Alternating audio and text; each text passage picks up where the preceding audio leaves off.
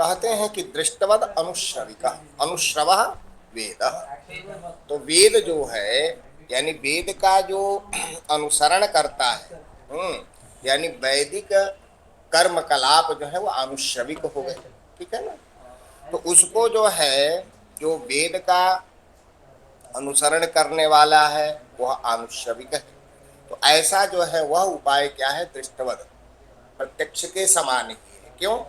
उसका कारण इन्होंने दिया ही, मैंने निश्चित ही अविशुद्धि क्षय अतिशय युक्त, तीन कारण उसमें दिए। कारण एक तो पहला दिया कि उसमें जो है विशुद्धि नहीं है, अ लगा दिया, मैंने वो शुद्धि से रहित है। दूसरा दिया कि जो है क्षय हो जाता है, और तीसरा कारण दिया कि अतिशय विशेष उसमें जो है। तो विशेष का आशय यहाँ कहें कि न्यूनाधिक दोष से जो है युक्त है वो। तद विपरीत व्यक्ता व्यक्तज्ञ विज्ञान, उससे विपरीत जो है व्यक्त अव्यक्त और ज्ञ, यही पूरा सांख्य दर्शन का सिद्धांत यहाँ प्रतिपादित कर दिया कि ज्ञ क्या है, व्यक्त क्या है, अव्यक्त क्या है, ज्ञ क्या है। अब इसका जो है संपूर्ण स्वरूप आगे बतलाएंगे। अब देखें, इसका अर्थ देख लें। दृष्टवद आनुश्रविक सौ ही अविशुद्धि क्षय अतिशय युक्त तद विपरीत श्रेयान व्यक्तज्ञ विज्ञानात्। यदि दृष्टाद अन्यत्र जिज्ञासा कार्या ततोपि नैवम् यत आनुश्रविको हेतु दुःखत्रयाभिघातकः अनुश्रूयत इति अनुश्रवः तत्र भवः आनुश्रविकः सौ च आगमात् सिद्धः। यदि दृष्ट से अतिरिक्त जो है अन्यत्र जिज्ञासा कार्य, यदि जो लौकिक उपाय है उससे जो है अतिरिक्त यदि कहीं जिज्ञासा की जाती है ततोपि नैवम्, वो भी ठीक नहीं है। उस प्रकार जो है हमारी कार्य सिद्धि का वो प्रतिपादक नहीं है। क्यों? यत आनुश्रविको हेतु, जो आनुश्रविक हेतु है दुःखत्रयाभिघातक, वह दुःखत्रय का अभिघातक है, ऐसा यदि हम मानते हैं।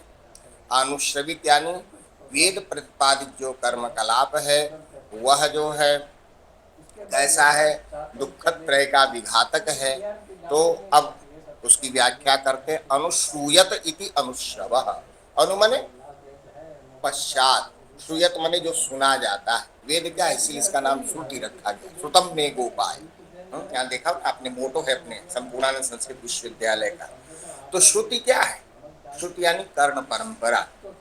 गुरु ने जो है क्या किया कि उस मंत्र का साक्षात्कार किया, चिंतन किया, और चिंतन करके वैसा ही अपने शिष्य को पढ़ाया। इसीलिए वेद में देखें हैं, हर बड़ा ध्यान रखा जाता है, उदात्त क्या है, अनुदात्त क्या है, स्वरित क्या है। इसीलिए हर जो है वेदों में जो हमारी 1131 शाखाएं हैं उसमें जो है तो मंत्रों के पाठ करने की विधि है। और एक चीज और आपको जानकारी है कि इन वेदों के पाठ करने के लिए 8 विकृतियां बनाई गई। विकृतियां क्या है, तो उन मंत्रों को जो है एक व्यवस्थित ढंग से पढ़ने की कला। जैसे आप गिनती पढ़ते हैं तो आपने क्या किया, 1 से 100 तक पढ़े, फिर व्युत्क्रम कर दिया, 100, 99, 98, 97 इस क्रम से करते हैं। तो आपके गिनती में कहीं जो है फिर वह कोई भेद नहीं आता। इसी प्रकार वेद के मंत्रों में आगे चल करके कोई व्यतिक्रम न हो, उसमें कोई अव्यवस्था न हो, इसको दूर करने के लिए आचार्यों ने जो है विकृतियां बनाई, और उन विकृतियों के साथ उसका पाठ किया जाता है। इसीलिए उसका नाम पड़ा अनुश्रवः। और अनुश्रवः का आशय ये हुआ कि जो हमारी आचार्य परंपरा है, उस आचार्य परंपरा ने जैसे शिष्य को सिखाया, वही शिष्य जो है उसी प्रकार जो है श्रवण करके अपने प्रशिष्य को सिखाता है। तो यही कारण है, आप देखें यदि अभिज्ञान शाकुंतलम है ले लीजिए, कोई प्रति आपकी अत्यंत पहले छपी हो और आज की प्रति देखिए तो बहुत से शब्द बदल जाते हैं, पाठांतर हो जाता है। उसका कारण क्या है कि वेद की तरह उसमें व्यवस्था नहीं है। जिस जो है कोई पाठक है उसके मन में कोई बात आई नहीं, ये शब्द नहीं अनुकूल है, दूसरा रख दिया। अब वो फिर छपते छपते जो है प्रिंट होते होते आज जो है उसमें विकृति आ जाती है, परंतु वेद में ऐसा नहीं है, इसीलिए इसका नाम जो है अनुश्रव कहा गया। तत्प्रभव आनुश्रविका, और उससे जो होता है वही आनुश्रविक है, यानी उसमें जो विहित कर्मकलाप है वो आनुश्रविक है। शौचा आगमात सिद्ध है, वह आगम से सिद्ध है, इसीलिए आगम में जो है संपूर्ण वेद की व्यवस्था को जो प्रतिपादित किया गया है उसके द्वारा सिद्ध है। अब उसका एक उदाहरण देते हैं। यथा अपाम सोमम अमृता अभूम, आवाज तो जा रही है मोहन जी? जी गुरु जी आ रही आवाज आ रही है? है सम्यक जी आ रही आया? सम्यक आया थी सम्यक आया।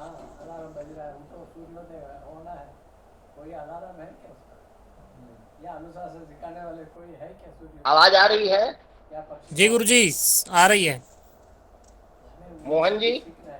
आ रही है गुरु जी। आ रही है ना?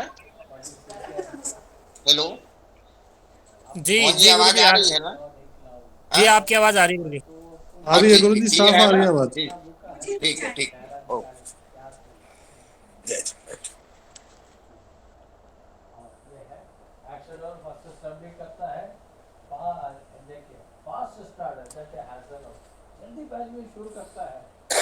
तो अपाम सोमम अमृता अभूमा अगन्म ज्योतिर्विदाम देवान किम नूनम अस्मान तृणवत अराति किम धूर्ति अमृत मर्त्यस्य।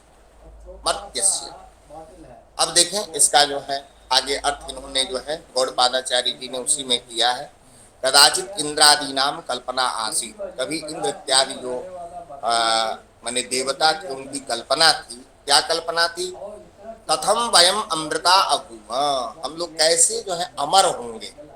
आप जानते हैं कि देवताओं ने जो है, देवता भी मनुष्य की ही तरह थे, परंतु ब्रह्मचर्य और तपस्या से उन्होंने जो है मृत्यु पर विजय प्राप्त किया। आज भी जो है बहुत से ऐसे लोग हैं जो कि योग पर विजय प्राप्त, योग के माध्यम से विजय प्राप्त करके और दीर्घ जीवन प्राप्त करते हैं। तो कथम वयम अमृता अभूम इति विचार्य, ऐसा विचार करके यस्मात् वयम अपाम सोमम, जिससे हम जो है अपाम सोमम, सोम को प्राप्त कर लें, यानी सोम यानी अमृत, अमृत तत्व जो है, जो अमृत तत्व है उसको पी ले, पीतवंतः। तो इसको पी करके क्या करेंगे? तस्मात् अमृता अभूम, इससे हम अमृतत्व की प्राप्ति करेंगे। अमराभूतवंत इत्यर्थ, इससे हम अमर हो जाएंगे, ऐसा वो कहते हैं। किंच अगन्म ज्योति, और ज्योति स्वर्ग, कहते हैं स्वर्ग को हम प्राप्त करें। तो स्वर्ग क्या है? स्वर्ग की प्राप्ति हुई थी ना, यन्न दुखेन संभिन्नम न च ग्रस्तम अनंतरम, माने जो दुख से जो है युक्त नहीं है, और क्या है, जो कुछ भी अपनी अभिलाषा है वह प्राप्त हो जाती, वही स्वर्ग है। तो उसी स्वर्ग की कामना करते हैं। ज्योति को हमने गतवंतः प्राप्त कर लिया है। जब हम अमृतत्व को प्राप्त किए तो हमने जो है स्वर्ग को प्राप्त किया। ज्योति स्वर्गम निधि, ज्योति का नाम दिया स्वर्ग। अभिदाम देवान, तो हमने जो है देवत्व को प्राप्त कर लिया। देवत्व क्या है? दिव्य जो है, दिव्यान विदितवंतः, जो दिव्य है आप लोग वो देखते रहेंगे, उसमें जो है आप लोग पास है गौड़पाद भाष्य में, तो इसमें देखेंगे दिव्यान विदितवंतः, हमने जो है दिव्य भोगों को प्राप्त कर लिया है, जान लिया है। एवं च किम ऊनम अस्मान तृणवद अराति, इसलिए निश्चित ही हम जो है कैसे तृणवद, हम तृण के समान अराति मन शत्रु को जानते हैं। भाई जब हम जो है ऐश्वर्य संपन्न हो जाते हैं तो वास्तव में हमारे समक्ष जो होता है वह जो है जो शत्रु है उसको हम तृण के समान समझते हैं, यानी हम उसकी उपेक्षा कर देते हैं। तो नूनम निश्चितम किम अराति ही, किम यहाँ आशय यह है कि किम अराति ही माने शत्रु जो है हमारा क्या कर सकेंगे? तो कुछ नहीं कर सकेंगे, तृण के समान हो जाएंगे, हैं तृणवत करता किम किम, और भी कहते हैं किम धूर्ति अमृतमत्यस्य, और धूर्ति कहते हैं बुढ़ापा, जो माने जीर्णता, शरीर क्या होता है? जीर्ण होता है, जीर्ण क्षीण अवस्था में जो है प्राप्त होता है। इसका उत्तरार्ध जो है शरीर का आशय है ईशीर्यते, जो क्षरण होता है। इसमें जो हमारे प्रकृति में जो कुछ बनाया उसका धीरे धीरे वो क्षरण होता है, कोशिकाएं जो है क्षण को प्राप्त होती है, इसलिए इसका नाम शरीर दिया गया। तो ये शरीर क्या होगा, अमृत मर्त्य से, जब अमृत मर्त्य प्राप्त कर लिया, मर्त्य माने इस संसार में जो है अमृतत्व जब प्राप्त कर लिया, तो किम धूर्ति, धूर्ति हमारा क्या करेगा, यानी जो शरीर का जो शैथिल्य भाग है या शरीर की शैथिल्यावस्था होगी ही नहीं, ये कह रहे हैं। इसलिए हमारे यहाँ सप्त चिरंजीवियों की बात आती है ना कि अश्वत्थामा बलिर्व्यासो हनुमान विभीषण कृपा परशुराम सप्तैते चिरजीविना सप्तैतान संस्मरे नित्यम मार्कंडेय मथाश्रमम। तो ये जो हमारे ये क्या है, चिरंजीवी, चिरंजीवी क्यों हो गए, इन्होंने अपने शरीर पर विजय प्राप्त कर लिया, तभी तो चिरंजीवी हुए। तो इसी प्रकार जब हम जो है हमारा जरा, देखिए जरा भी कहा हिंसा वाकिम करिष्यति, जरा हिंसा, हिंसा यही है, शरीर का क्षरण होना ही हिंसा, हिंसा हो रही है, नित्य प्रति जो है शरीर जो है क्षरण को प्राप्त हो रहा है। तो इस प्रकार जो है यह जो हिंसा हमारा क्या करेगी, इस बात को इन्होंने बताया। अन्यच्च वेदे श्रूयते, और अन्य जो है वेदों में क्या सुना जाता है, आत्यंतिकम फलम पशुवधेन। एक चीज और बात कही, पहला तो दृष्ट की बात कही थी उन्होंने कि भाई हम जो है दृष्ट उपाय से जो है अपने दुख का जो है विनाश कर लेंगे, परंतु अब इन्होंने कहा कि वेद में भी तो है उपाय, बड़ा अच्छा अच्छा उपाय है। एक तो उपाय है कि हमने जो है यज्ञ आदि कर्म किए, दूसरा उपाय जो है आत्यंतिक फलम पशुवधेन। अब जो है पशु के वध से जो है आत्यंतिक फल की प्राप्ति होती है, तो सर्वान लोकान जयति। तो जब इस प्रकार के यागादिक कर्म करेंगे तो क्या होगा, सभी लोगों पर विजय प्राप्त हो जाएगी। मृत्युम तरति, मृत्यु पर जो है विजय प्राप्त कर लेगा, ठीक है ना। पापमानम तरति, जो पापमा माने जो है पाप युक्त जो चीजें हैं वह सब समाप्त हो जाएंगी। ब्रह्म हत्याम करती, जो हमने पाप किया है शरीर से, कायिक वाचिक मानसिक सांसर्गिक जो कुछ भी पाप है, मनसा वाचा कर्मणा, वो सारे पाप हमारे समाप्त हो जाएंगे। ब्रह्म हत्याम करती, यदि मान लीजिए हमने किसी ज्ञानी की हत्या कर दी तो वो भी जो है अश्वमेधेन त्यजते, यदि जो अश्वमेध यज्ञ का यजन करता है, तो अश्वमेध यज्ञ का यजन यदि करता है तो उसको क्या प्राप्त होगा, स्वर्ग प्राप्त हो जाएगा। और जो भी उसने पाप कर्म किया है सबका जो है वह निर्मूल हो जाएगा। तो इससे क्या है, एकांतिक और आत्यंतिक निवृत्ति प्राप्त होगी। एवं वेदोक्ते, ऐसा वेद में कहा गया। अपार्थिव जिज्ञासा, तो हमारी जिज्ञासा सा अपार्था, वो अपार्थ हो जाएगी, अर्थहीन हो जाएगी, निरस्त हो जाएगी। तो सबसे अच्छा, चलिए भाई आपने जो है दृष्ट उपाय की बात कही, तो दृष्ट उपाय से आपने कहा कि नहीं, दृष्ट उपाय से तो हमारी आत्यंतिक और एकांतिक निवृत्ति नहीं हो रही है, तो हम वैदिक उपाय को ले लेते हैं। अब देखिए वैदिक उपाय को यहाँ लिया, अब इसके जो है क्या क्या कमियां हैं अब यहाँ वो दिखाएंगे। 9 फिर यहाँ कर दिया, निषेध कर दिया, 9 ऐसा नहीं। उच्यते दृष्टवदानुश्रविक इति, दृष्टेर तुल्यो दृष्टवत, दृष्ट के समान ही ये है। यह जो है जो आप इस की बात कर रहे हैं आनुश्रविक की, यह दृष्ट के समान ही है, इसमें कोई भेद नहीं है। क्यों, योसौ आनुश्रविक कस्मात् सदृष्ट। प्रश्न हुआ तो आप कह रहे हैं कि कैसे, अरे जो वेद प्रतिपादित कर्म कलाप है वह दृष्टि के समान कैसे हुआ, तो तब बता रहे हैं भाई कोई कारण आपको बताना पड़ेगा ना। यदि आप किसी से असंतुष्ट हैं तो उसकी असंतुष्टि का कारण आपको जो है बताना पड़ेगा। तो यहाँ उन्होंने कारण बताया, क्यों, क्या बताया, यस्मात् सदृष्टवत, वो दृष्टि के समान ही, यस्मात् अविशुद्धि क्षयातिशय युक्त, अविशुद्धि क्षयातिशय युक्त पशु घाता, उसमें क्या है, अविशुद्धि है, उसमें जो है शुद्धि नहीं है, शुद्धि से रहित है। तो अब उसका एक पहला कारण दे दिया, पशु घातात, पशु का घात किया जाता है, पशुवध। हालांकि हमारे यहाँ कहा गया है कि वैदिकी हिंसा हिंसा न भवती, इस प्रकार के जो है वाक्य आते हैं, फिर भी हमारा जो सांख्य दर्शन है, तात्विक दर्शन है। अब आपको एक प्रश्न यहाँ जरूर उठना चाहिए मन में कि यह जो वेद से ही, माने ये आस्तिक दर्शन है सांख्य दर्शन, और सांख्य दर्शन जो है आस्तिक होते हुए भी वेद की निंदा क्यों कर रहा है? या तो वेद की बात को स्वीकार न करना तो उसकी निंदा हो गई ना। तो कहा कि नहीं। उसका आचार्य यह उत्तर देते हैं कि वास्तव में इसने जो है वेदोक्त जो बात है उसको उसी रूप में स्वीकार किया, परंतु कर्मकांड को नहीं स्वीकार किया बल्कि ज्ञान कांड को किया। इन्होंने इसलिए यहाँ बताया कि जो है अविशुद्ध पशु घातात, पशु के घात से जो है वो उसमें क्या है, शुद्धि रहित तो हो गया। उसमें जो है जब आप जीवों की हत्या करेंगे, जीव हिंसा करेंगे, तो वहां शुद्धि कैसे? अरे रक्त मज्जा इत्यादि सब जो है वहां दिखाई देगा। ये बताइए कि शुद्धता कहाँ से रह गई? इसीलिए तथा चोक्तम षट्शतानि नियुज्यन्ते पशूनां मध्यमे हनि अश्वमेधस्य वचनात् ऊनानि पशुभिस्त्रिभिः। जो अश्वमेध यज्ञ करते हैं उसमें 600 पशु, सत मान 6 शतानि मान 100, तो मान 600 पशु जो है नियुज्यन्ते नियोजित किए जाते हैं। इसलिए नियोजित किए जाते हैं तो बताते हैं पशुनाम मध्यमे अहन, मध्यम अहन जो होता है माने मध्याह्न काल में 600 पशुओं की वहां व्यवस्था की जानी चाहिए। उसमें ये कहा कि अश्वमेधस्य वचनात्, अश्वमेध के वचन में जो है ऊनानि माने थोड़े कम हो जाए, 3 होता है ना कभी कभी जो है 2-4 पशु कम हो गए तो कहा कि क्या ये उस समय जो है हमारा याग कर्म नहीं पूर्ण होगा, यानी 3 पशु आप कम रख सकते हैं। आपने बड़ा जो है प्रसिद्ध ही सुना होगा, उसमें जो है भगवान का जो राम का जो पूजन है, भगवान शिव हरिस्ते सहस्रम कमल बलि माधाय पदयो यदे कोने तस्मिन् निज मुदहरन नेत्र कमल।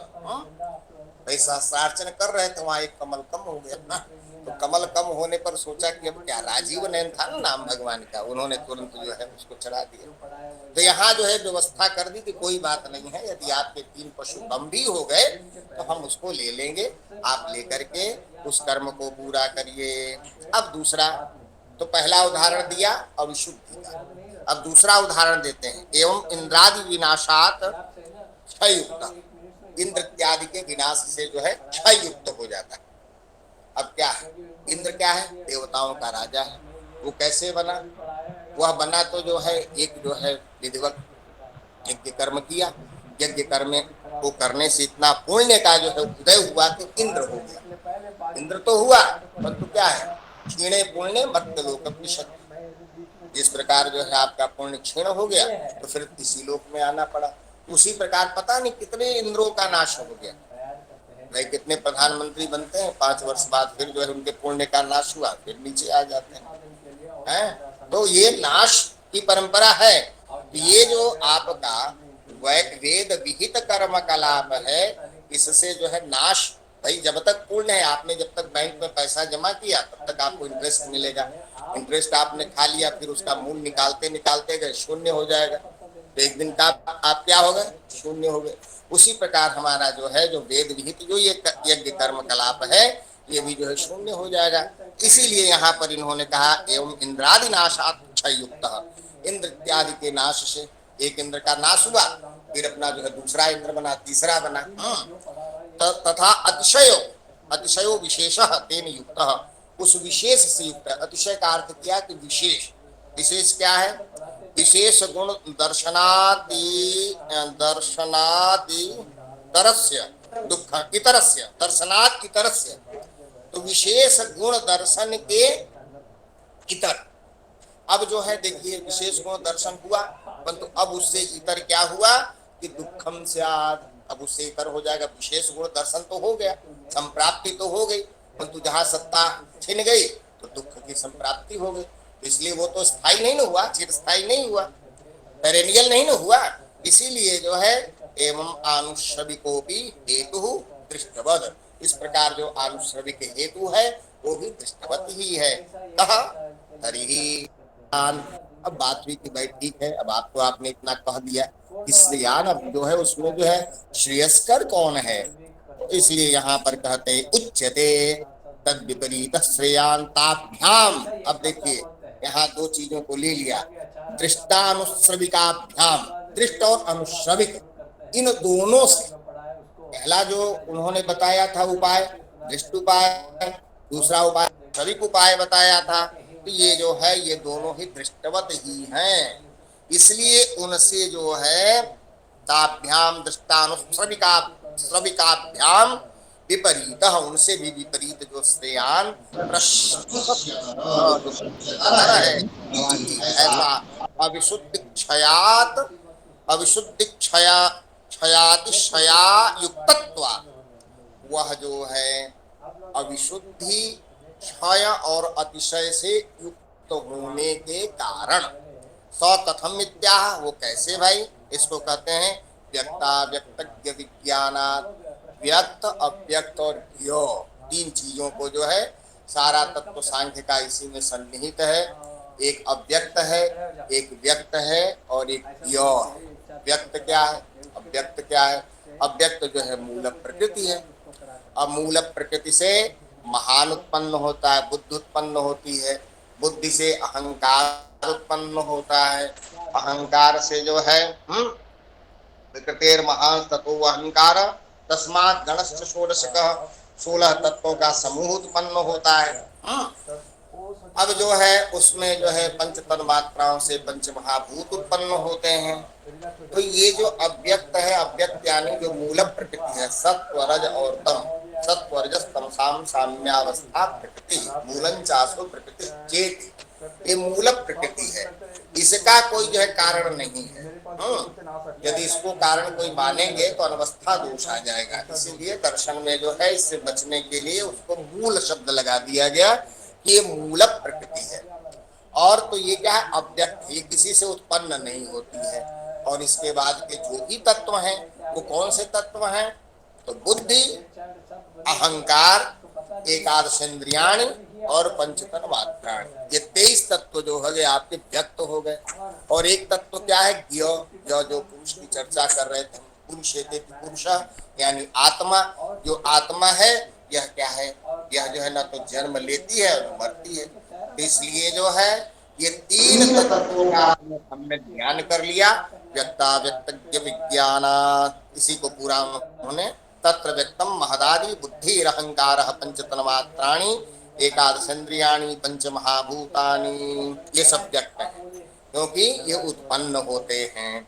प्रकृति से महान उत्पन्न होता है, महान से अहंकार उत्पन्न होता है, अहंकार से 11 इंद्रियों का समूह और पंचतन मात्राओं का समूह उत्पन्न होता है, और पंचतन मात्राओं से पंच महाभूत उत्पन्न होते हैं। तो ये जो 23 तत्व हैं वो व्यक्त हैं, अव्यक्तम प्रधानम, और इसी अव्यक्त को प्रधान कहा गया है। जो मूल प्रकृति है प्रधान, क्योंकि संपूर्ण जो है सृष्टि का कारण जो है प्रकृति है, इसलिए प्रधान मन श्रेष्ठ, श्रेष्ठ भी नाम दिया गया। अज्ञ पुरुषः, ये पुरुष जो आत्मा है वो अज्ञ है। एवं एतानि पंचविंशति तत्वानि व्यक्ता व्यक्तज्ञाः कथ्यन्ते, ये जो है पंचविंशति जो तत्व है इन्हीं को व्यक्त अव्यक्त और ज्ञ कहा जाता है। एतद विज्ञानाश्रेय इति, इसको आप जान लिए, विज्ञान करने से मन इसके विषय से जो है श्रेय की प्राप्ति होती है। इसीलिए उक्तंच पंचविंशति तत्वज्ञ, कल श्लोक आया था ना कि पंचविंशति को जानने वाला जटी मुंडी शिखी वापी मुच्यते नात्र संशय, वो निश्चित रूप से ही जो है वह उसका क्या हो जाता है, वो जो है मोक्ष को प्राप्त कर लेता है, विवेक ज्ञान को प्राप्त कर लेता है। अब जो है अब जो आगे चलते हैं, जो हमारा प्रमेय है, प्रमेय भूत माने जिसको, प्रमेय का मतलब जिसको हमें जानकारी प्राप्त करनी है। जानकारी की हमको किसकी प्राप्त करनी है, हमको जानकारी प्राप्त करनी है 25 तत्वों की। अब जो है व्यक्ता व्यक्तज्ञ विज्ञानात् की बात आई, दूसरी कारिका में उन्होंने बता दिया, 2 का उन्होंने निषेध कर दिया कि जो ये 2 उपाय थे ये सॉलिड उपाय नहीं थे, हम लोगों के लिए ये श्रेयस्कर नहीं है। इससे इसलिए एक विशिष्ट उपाय की उन्होंने चर्चा कर दी, और वो उपाय था व्यक्त अव्यक्त और ज्ञ। इसकी जानकारी हम विधिवत कर लें, यानी अपने स्वरूप को हम सही सही जान लें, इस सृष्टि की प्रक्रिया को हम सही सही जान लें, आत्मानुशासन को हम सही सही जान लें, आत्मा के स्वरूप को हम सही सही जान लें, तो वही जो है सबसे बड़ा मोक्ष का कारण होगा। जो विवेक ज्ञान होगा उसकी चर्चा आगे आएगी। तो आगे वाले जो 25 तत्व हैं उनका निरूपण इसमें किया जाएगा। मूल प्रकृतिरविकृतिर्महदाद्याः प्रकृति विकृतयः सप्त षोडशकस्तु विकारो न प्रकृतिर न विकृति पुरुषः। मूल प्रकृति है अविकृति, जो मूल प्रकृति है वो अविकृति, वो किसी का विकार नहीं। फिर बताया महदाद्याः, महत इत्यादि माने 7, प्रकृति विकृतयः सप्त, प्रकृति और विकृति, ये 7 जो है प्रकृति और विकृति। 7 कौन है अभी चल होगी चर्चा। अषोडश कस्तु विकारः, 16 जो है, जो 16 तत्वों का समूह है वो क्या है, विकार। और न प्रकृति, न प्रकृति है और न विकृति है, वो कौन सा है। अब देखें 2 शब्दों को आप लोग विशेष रूप से जान लें। प्रकृति, प्रकृति यानी जो कुछ उत्पन्न करती, और विकृति क्या है, जो उसका विकार है, जो कुछ उत्पन्न होता है। तो 2 तत्व हो गए। एक प्रकार का तत्व हो गया जो उत्पन्न होता है, एक तत्व हो गया इसी से उत्पन्न, ठीक है ना। तो अब बताया कि मूल प्रकृति, जो मूल प्रकृति है माने सत्व रज और तम की साम्यावस्था का नाम प्रकृति दिया गया। आगे गुणों की चर्चा होगी। जो हमारे 3 गुण हैं यही प्रमुख हैं। दर्शन में जो है, सांख्य दर्शन में गुणों की महत्ता है। सत्वम लघु प्रकाशकम आगे आएगा। तो वो जो ये तीनों गुणों की साम्यावस्था ही प्रकृति है। और प्रकृति में क्या होता है, जब तक ये तीनों गुण बराबर अवस्था में बने रहते हैं तो ये क्या होता है, बिल्कुल शांत होते हैं। उसका उदाहरण आप एक प्रकार ऐसे ले सकते हैं, जैसे किसी जलाशय में आप जाएं तो आप देखेंगे उसका जल बिल्कुल शांत है? और उसमें एक कंकड़ का जो है, कंकड़ आपने क्षिप्त कर दिया तो उसमें जो है दोलायमान हो जाता है। उसी प्रकार जो है प्रकृति में 3 गुण होते हैं, तीनों गुणों की साम्यावस्था होती है। आप उसका जो है मापक कुछ भी ले लें, एक एक तत्व ले लें, एक एक किलो ले लें, जैसे मान लीजिए इस रूप में समझने के लिए। और उसमें क्या हुआ, कोई गुण जो है क्षोभित तो हो गया, तो वो गुण जो है बैलेंस तीनों का 3 किलो ही रहेगा, परंतु अब उसमें कोई गुण घट गया, सत्व का जो है वो आधा किलो रह गया और जाकर के जो है तम में मिल गया। तो उसमें जो है ये यानी एक गुण न्यून होगा, एक गुण अधिक होगा। तो इसमें जब विकृति होगी, अब पुराण इत्यादि में व्याकृत क्षोभात है, वो सब आता है कि कैसे कैसे क्षोभ होता है ईश्वर की प्रेरणा से, वो बातें जो है पुराण में आती हैं। इसी सांख्य तत्व को स्वीकार किया है, उन्होंने ईश्वर की प्रेरणा वहां ले लिया। और हमारे यहाँ जो है ये निरीश्वर सांख्य के रूप में ईश्वर कृष्ण की सांख्य कारिका है, तो जिसमें हम कहते हैं कि स्वभाव से ही जो है प्रकृति से क्या होता है, महत्त्व की उत्पत्ति होती है। तो मूल प्रकृति अविकृति है, वो जो है क्या है, अविकृति है, वो किसी का विकार नहीं। फिर कहते हैं महदाद्या, महत इत्यादि जो है प्रकृति विकृतया सत्ता, ये 7 जो है प्रकृति में है और विकृति में है। अब देखें महत तत्व को, महत को जो है बुद्धि कहते हैं, मति, आसुरी इत्यादि शब्द हैं उसके लिए तमाम और भी दर्शनों में। तो जो महत यानी बुद्धि है, जो बुद्धि उत्पन्न हुई किससे हुई, मूल प्रकृति से उत्पन्न हुई। तो अब क्या है, ये तो हो गई विकृति, हो गई ना, विकार हो गया ना, इसका विकार हो गया मूल प्रकृति का। और फिर इसने किसको पैदा किया, माने इससे कौन उत्पन्न हुआ, अहंकार। तो अब जो है उसके सापेक्ष क्या हुई, प्रकृति हो गई। तो बुद्धि क्या होगी, प्रकृति भी हो गई, विकृति भी हो गई। उसी प्रकार अहंकार को समझ लीजिए, अहंकार भी जो है बुद्धि से उत्पन्न हुआ और उसने उत्पन्न किया जो है 16 तत्वों के समूह के, एकादश इंद्रियाणि पंच तन्मात्राणि से। तो अब जो है उसके सापेक्ष जो है बुद्धि के सापेक्ष ये क्या हुआ, विकृति, और जो है षोडश तत्वों के सापेक्ष क्या होगा, प्रकृति हो गया। अब वही जो है पंच तन्मात्राएं हैं, पंच तन्मात्राएं जो है वो कहाँ जाएंगी, उसके सापेक्ष देखिए तो पंच तन्मात्राएं जो है अहंकार के सापेक्ष क्या हुई, विकृति हो गई। और जो है जब वो पंच महाभूतों को उत्पन्न करते हैं तो उसके सापेक्ष क्या हो गई, प्रकृति हो गई। और जो 16 बचे कौन कौन से, 11 इंद्रियां आपकी और पंच महाभूत, ये जो है 16 विकार हो गए। ये किसी से उत्पन्न ही हुए, किसी को उन्होंने उत्पन्न नहीं किया।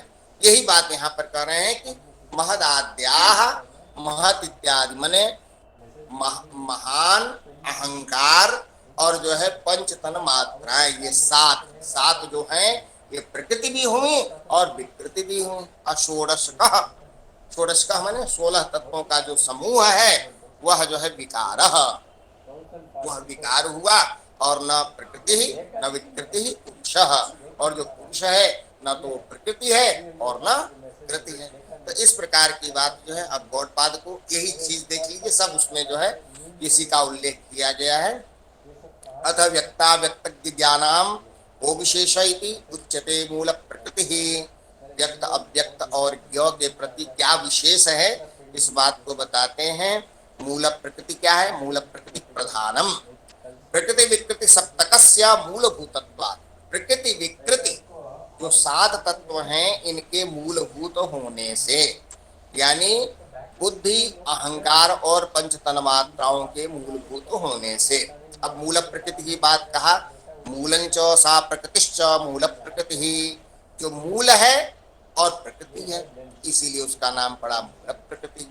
अविकृति ही, अविकृति का जो है कहते हैं अन्यस्मात् नोत्पद्यते, किसी दूसरे से उत्पन्न नहीं होता।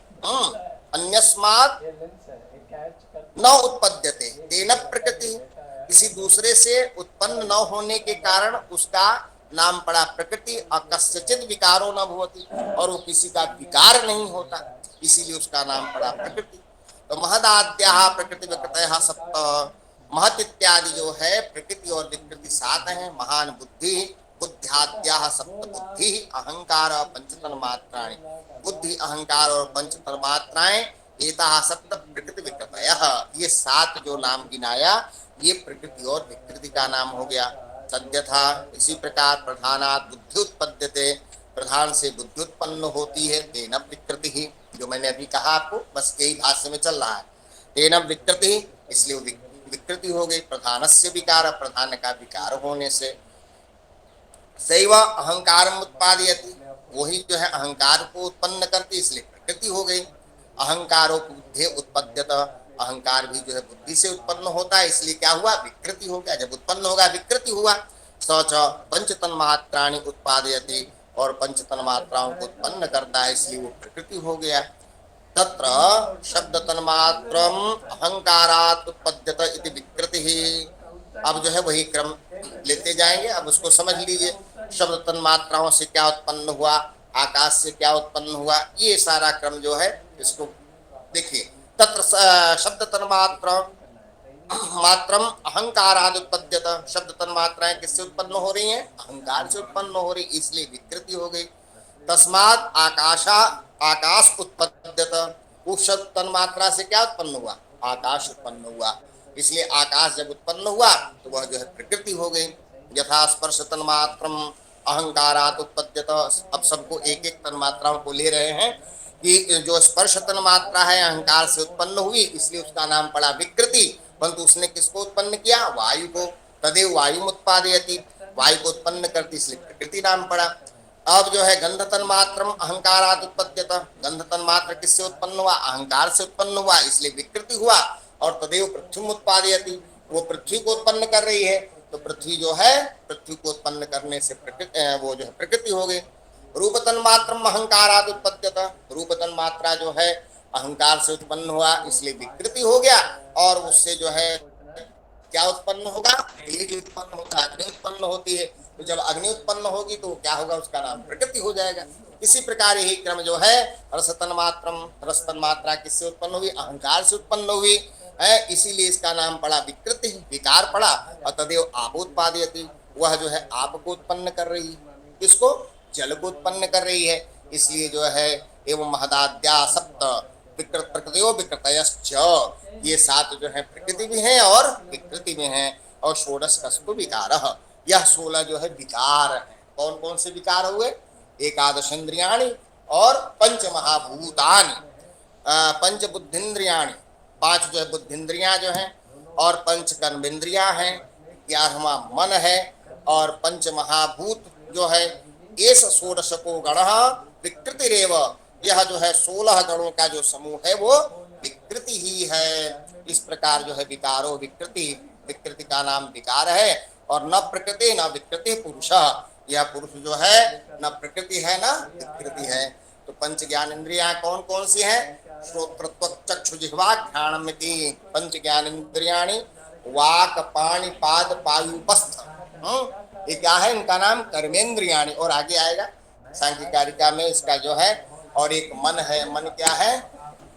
मन जो है उभयात्मक कहा गया है, कर्मेंद्री भी है और जो है ज्ञानेन्द्रीय भी है। तो इस प्रकार जो है 11 ये बातें आ गई। अब चलिए आगे बढ़ते हैं। दृष्टमनुमानम आप्तवचनं च सर्व प्रमाण सिद्धत्वात् त्रिविधं प्रमाणमिष्टं प्रमेय सिद्धि प्रमाणाद्धि। हमारे आचार्यगण जुड़े हुए हैं। किसी को जिज्ञासा भी होगी तो बाद में हमें लिख के भेज सकते हैं। सबका स्वागत है। काफी लोगों को मैं देख रहा हूँ। हमारे कुलदीप भाई भी जुड़े हुए हैं। बहुत बहुत अभिनंदन डॉक्टर साहब का। लेखराज शास्त्री जी, महेंद्र यादव जी, बहुत अच्छा। सभी लोग जुड़े हुए हैं। सबका बहुत बहुत स्वागत करता हूँ। अब चलें, हम बहुत विस्तार से न चलते हुए अब हम देखिए प्रमाण की बात आती है। दृष्टमनुमानम आप्तवचनं च सर्व प्रमाण सिद्धत्वात् त्रिविधं प्रमाणमिष्टं प्रमेय सिद्धि प्रमाणाद्धि। अब देखिए प्रमाण की बात आई है कि भाई अब जो प्रमाण के प्रमेय को जानने के लिए तो प्रमाण की उद्भावना होती है ना। प्रमेय हमारा क्या है? पंचविंशति तत्व, जो 25 तत्व हैं, व्यक्ता व्यक्तक व्य। तो अब जो है व्यक्त अव्यक्त और व्य के जो है जानकारी के लिए हमको क्या करना है? हमको प्रमाण की आवश्यकता हो। तो प्रमाकरणम प्रमाणम, यही ना है प्रमा का जो करण है। प्रमा क्या है? यथार्थक ज्ञान। हमको यथार्थक ज्ञान की संप्राप्ति कैसे हो, उसका जो आधार है वो प्रमाण है। और हर दर्शनों में प्रमाण का एक विशेष महत्व दिया गया है। हमारे यहाँ कहीं चारवाक ने एक ही प्रमाण मान लिया, 2 प्रमाण कहीं माना। हमारे सांख्य ने 3 प्रमाण माना, कहीं 4 मान लिया, 5 मान लिया। अर्थापत्ति अनुपलब्धि ले लिया, ऐतिह्य ले लिया, प्रतिभा ले लिया। तमाम ऐसे प्रमाणों का जो है यहाँ पर भी उल्लेख आया है, इस माने भाष्य में भी। तो दृष्ट अनुमान आप्तवचनं च 3 प्रकार के प्रमाण हैं। दृष्ट, अनुमान और आप्तवचन। सर्व प्रमाण सिद्धत्वात्, सभी प्रमाणों के सिद्ध होने। सभी प्रमाण का माने जितने भी प्रमाण अन्य शास्त्रों में प्रमाणों का माने प्रमाणों को माना गया है, उन प्रमाणों का जो है ये 3 ही प्रमाण से ये सारे प्रमाण सिद्ध हो जाते हैं। त्रिविधम प्रमाणमिष्टम, इसीलिए हमको 3 ही प्रमाण इष्ट है। माने हमारे लिए जो अविधेय है वो 3 ही प्रमाण है। हमको जो है अन्य प्रमाणों की आवश्यकता नहीं होती। अब उसका कारण क्या है? प्रमेय सिद्धि प्रमाणात् ही, जो प्रमेय की सिद्धि है। प्रमेय क्या है? हमारे 25 तत्व प्रमेय है। तो उन प्रमेयों की जो जानकारी होगी वो किससे होगी? प्रमाणों से होगी। इसी बात को यहाँ पर कहते हैं। एवमेषां व्यक्ता व्यक्त ज्ञानाम त्रयाणां पदार्थानां कैः यद्भिः प्रमाणैः येन तस्य वा प्रमाणेन सिद्धिर्भवति। कहते हैं कि भाई ये जो इस प्रकार के जो व्यक्त हैं, अव्यक्त हैं, ज्ञ हैं, ये 3 पदार्थ हुए। 3 इनका विभाजन किया तो इन पदार्थों का कितने के द्वारा, कितने प्रमाणों के द्वारा या किसके द्वारा यह जो है इसकी सिद्धि होगी? तो इहलोक, क्योंकि इहलोके प्रमेय वस्तु प्रमाणेन साध्यते। इस लोक में जो प्रमेय वस्तु है वो प्रमाण के द्वारा ही जो है सिद्ध होती है। यथा प्रस्थाद्भिर ब्रीहयः, प्रस्थ इत्यादि से ब्रीह, ब्रीह माने चौ इत्यादि। पहले आप देखते होंगे हम लोग के यहाँ इस पहले एक होता था शेर चलता था, उसको प्रस्थ बोलते थे। उस प्रस्थ में जो है जैसे अब किलो चलता है तो पहले जो है प्रस्थ शेर चलता था। उस शेर में जो है 4 पाव होते थे। जैसे आज भी जो है किलो में जो है 250 ग्राम का होता है। तो अब जो है प्रस्थ इत्यादि से किसकी चर्चा होगी? आप जो है ब्रीही जो है उससे तोलेंगे तभी तो बताएंगे। तो इसी प्रकार तुलिया, चंदिया, चंदन आदि, तुला पर जो है चंदन इत्यादि को तोलेंगे तभी तो आप बता पाएंगे। तो कोई ना कोई एक साधन होना चाहिए। तो प्रमाण क्या है? हमारा साधन है प्रमेय वस्तु को जानने का। तस्मात् प्रमाणम अभिधेयम, इसलिए प्रमाण के को हमें जो है ये हमारे लिए अभिधेय है। यानी हमें अपने विषय में जो है जिज्ञासा करनी चाहिए। दृष्टम मिति दृष्टम यथा श्रोत्रम त्वक् चक्षु जिह्वा घ्राणमिति पंच बुद्धिन्द्रियाणि शब्द स्पर्श रूप रसगंधा येषाम पंचानाम पंचैव विषया यथा संख्यम, संख्या के अनुसार यथा संख्यम अनुदेशम समानाम। तो इसी प्रकार जो है उन्होंने कह दिया श्रोत्र त्वक् चक्षु जिह्वा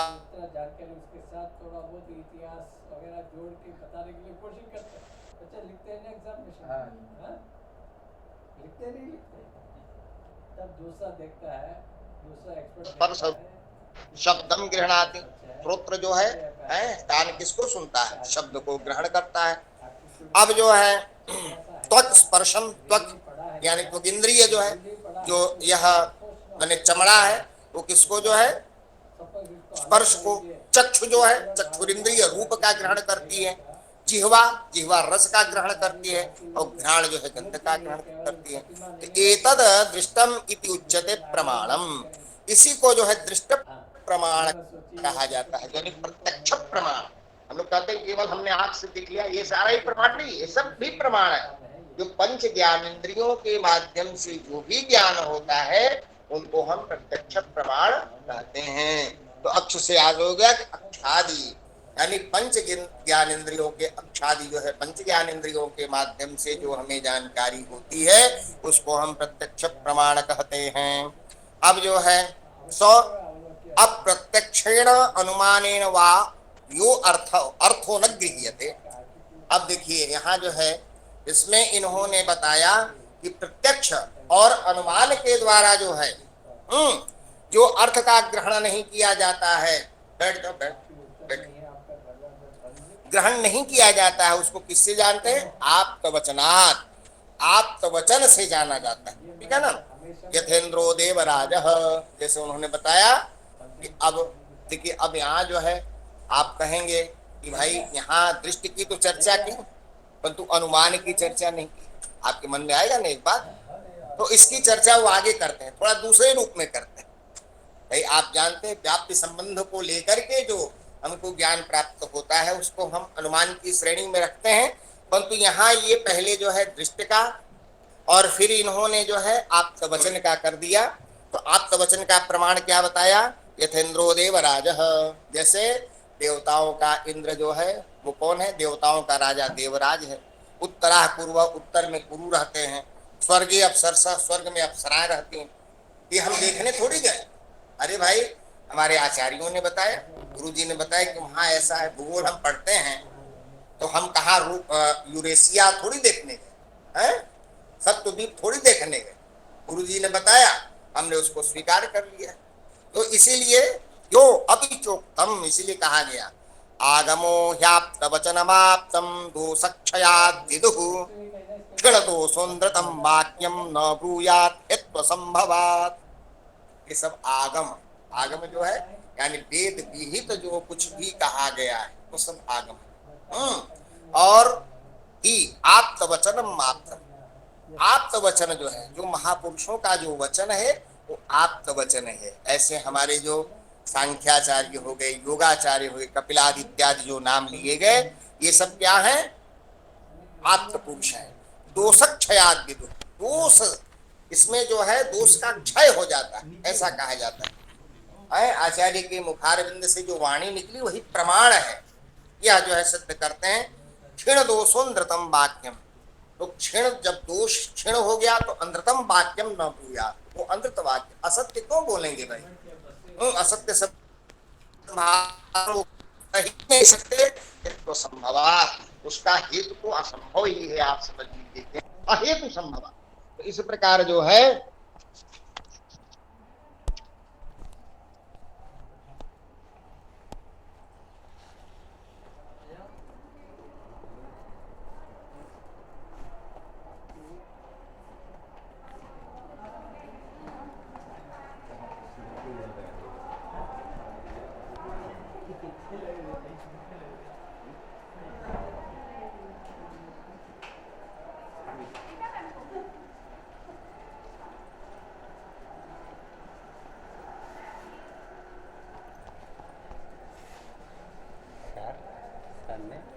वेट वालों अच्छे तो ढूंढने गया पर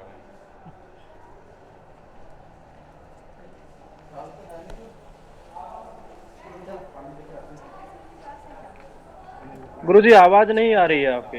आ रही है? हाँ अब आने लगे हैं। ठीक। तो एतेषु प्रमाणेषु सर्व प्रमाणानि सिद्धानि भवन्ति। तो इन प्रमाणों से जो है सभी प्रमाण सिद्ध हो जाते हैं। षट प्रमाणानि इति। षट प्रमाण कौन कौन से हैं? जैमिनी। जैमिनी जो है 6 प्रमाण मानते हैं। अथ अथ कानि तानि प्रमाणानि, वो कौन से प्रमाण है भाई? अर्थापत्ति, संभव, अभाव, प्रतिभा, ऐतिह्य। ऐतिह्य प्रमाण।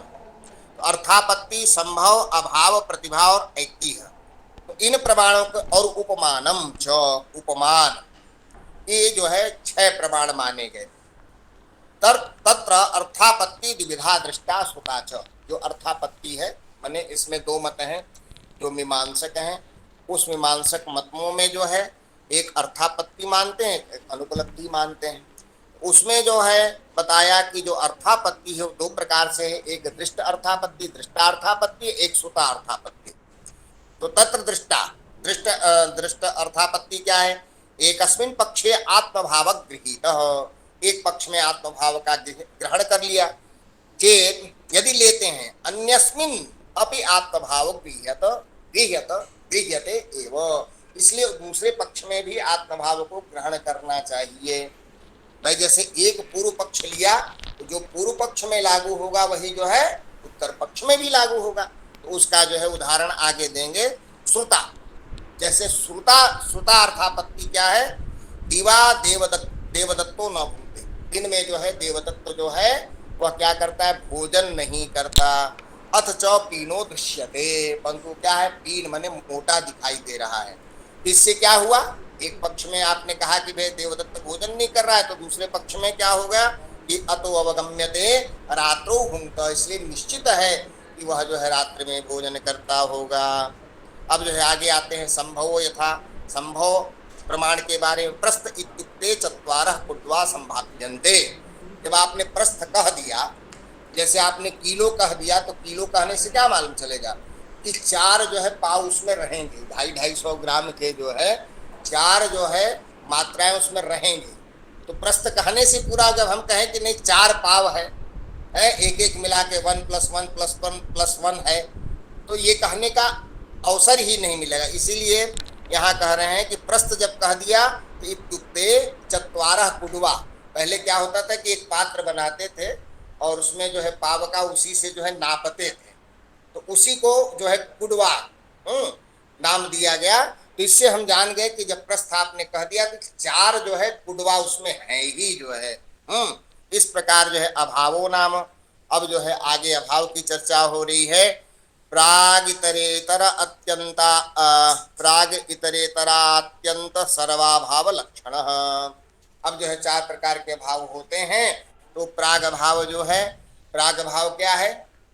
यथा देवदत्त कौमार यौवनादिषु, जैसे देवदत्त है तो उसमें जो है वह जो है कुमार और जो है यौवन इत्यादि अवस्था का जो अभाव हो गया। जैसे मान लीजिए कि अब हम लोगों की क्या है, अब जो है प्रौढ़ावस्था हो गई, तो हम लोगों की बाल्यावस्था का प्राग भाव हो गया, युवावस्था का प्राग भाव हो गया।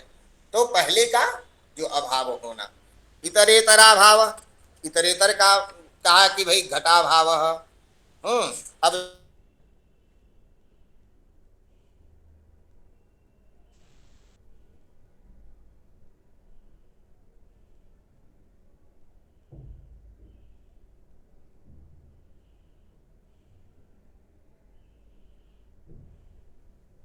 गुरुजी आपकी आवाज नहीं आ रही है। कुछ दिक्कत है शायद। हाँ, प्रौढ़ा अवस्था के बाद से आवाज नहीं आ रही है, जो पढ़ा रहे थे गुरुजी 4 भाव। हाँ एक्चुअली कुछ नेटवर्क में कंजक्शन है शायद, तो इसलिए आवाज नहीं आ रही है। शायद कुछ नेटवर्क में दिक्कत है। ठीक।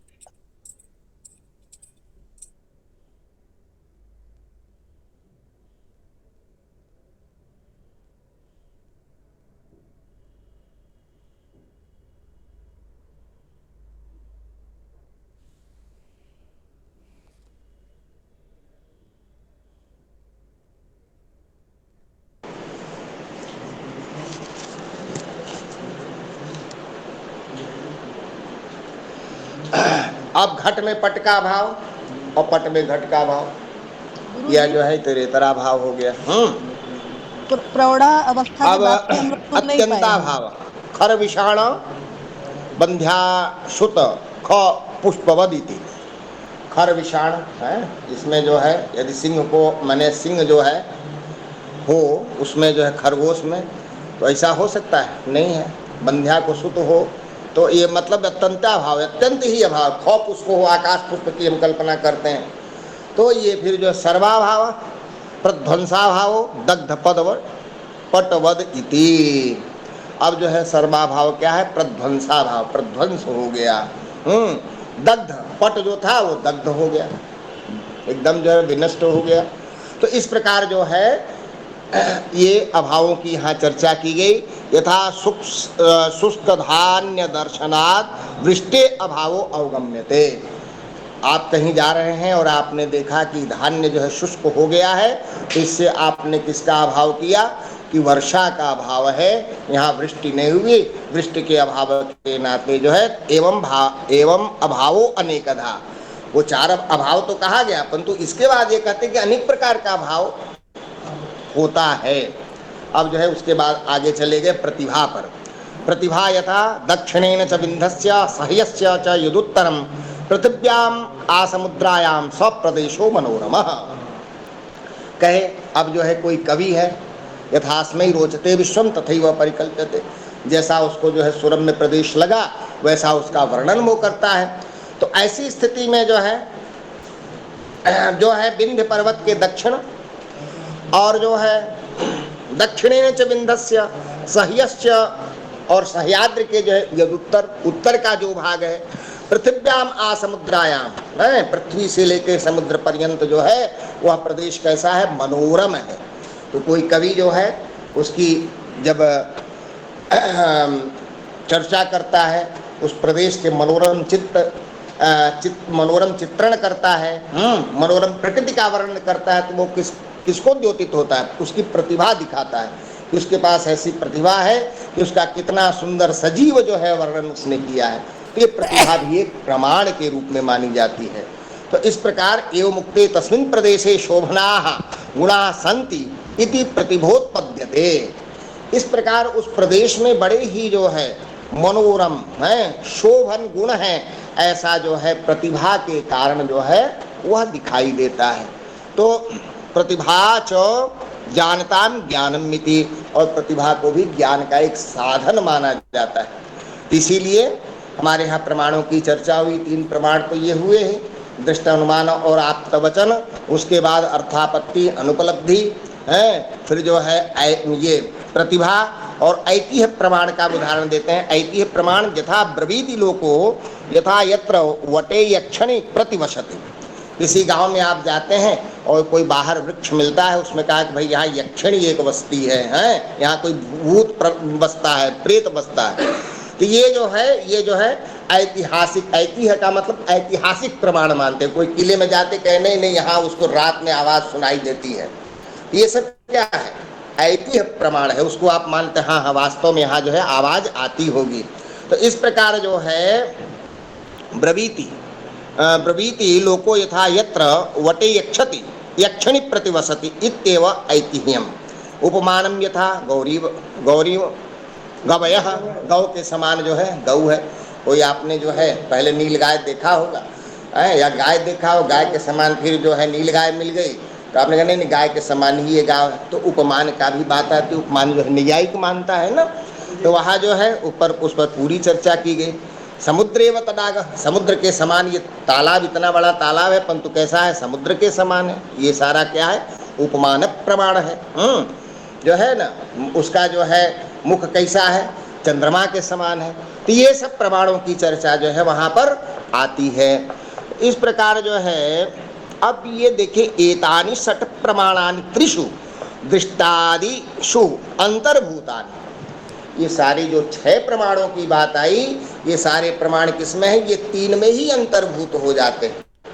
ये कहते हैं हमारा जो है हमारे सांख्याचार्य कहते हैं कि हमको अन्य प्रमाणों की मानने की आवश्यकता ही नहीं है, और कौन सा प्रमाण किसमें जो है अंतर्भूत होगा इसकी बात यहाँ पर दिखाते हैं।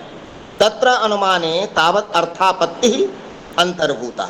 अनुमान में जो है अर्थापत्ति, अर्थापत्ति जो है श्रुता और दृष्टा जो बात आई ना, तो वह जो अर्थापत्ति है ये तो अनुमान से ही मालूम हो जाती है। तो इसलिए हमको जो अर्थापत्ति मानने की जरूरत क्या है, अनुमान से ही हमारा काम हो जाता है।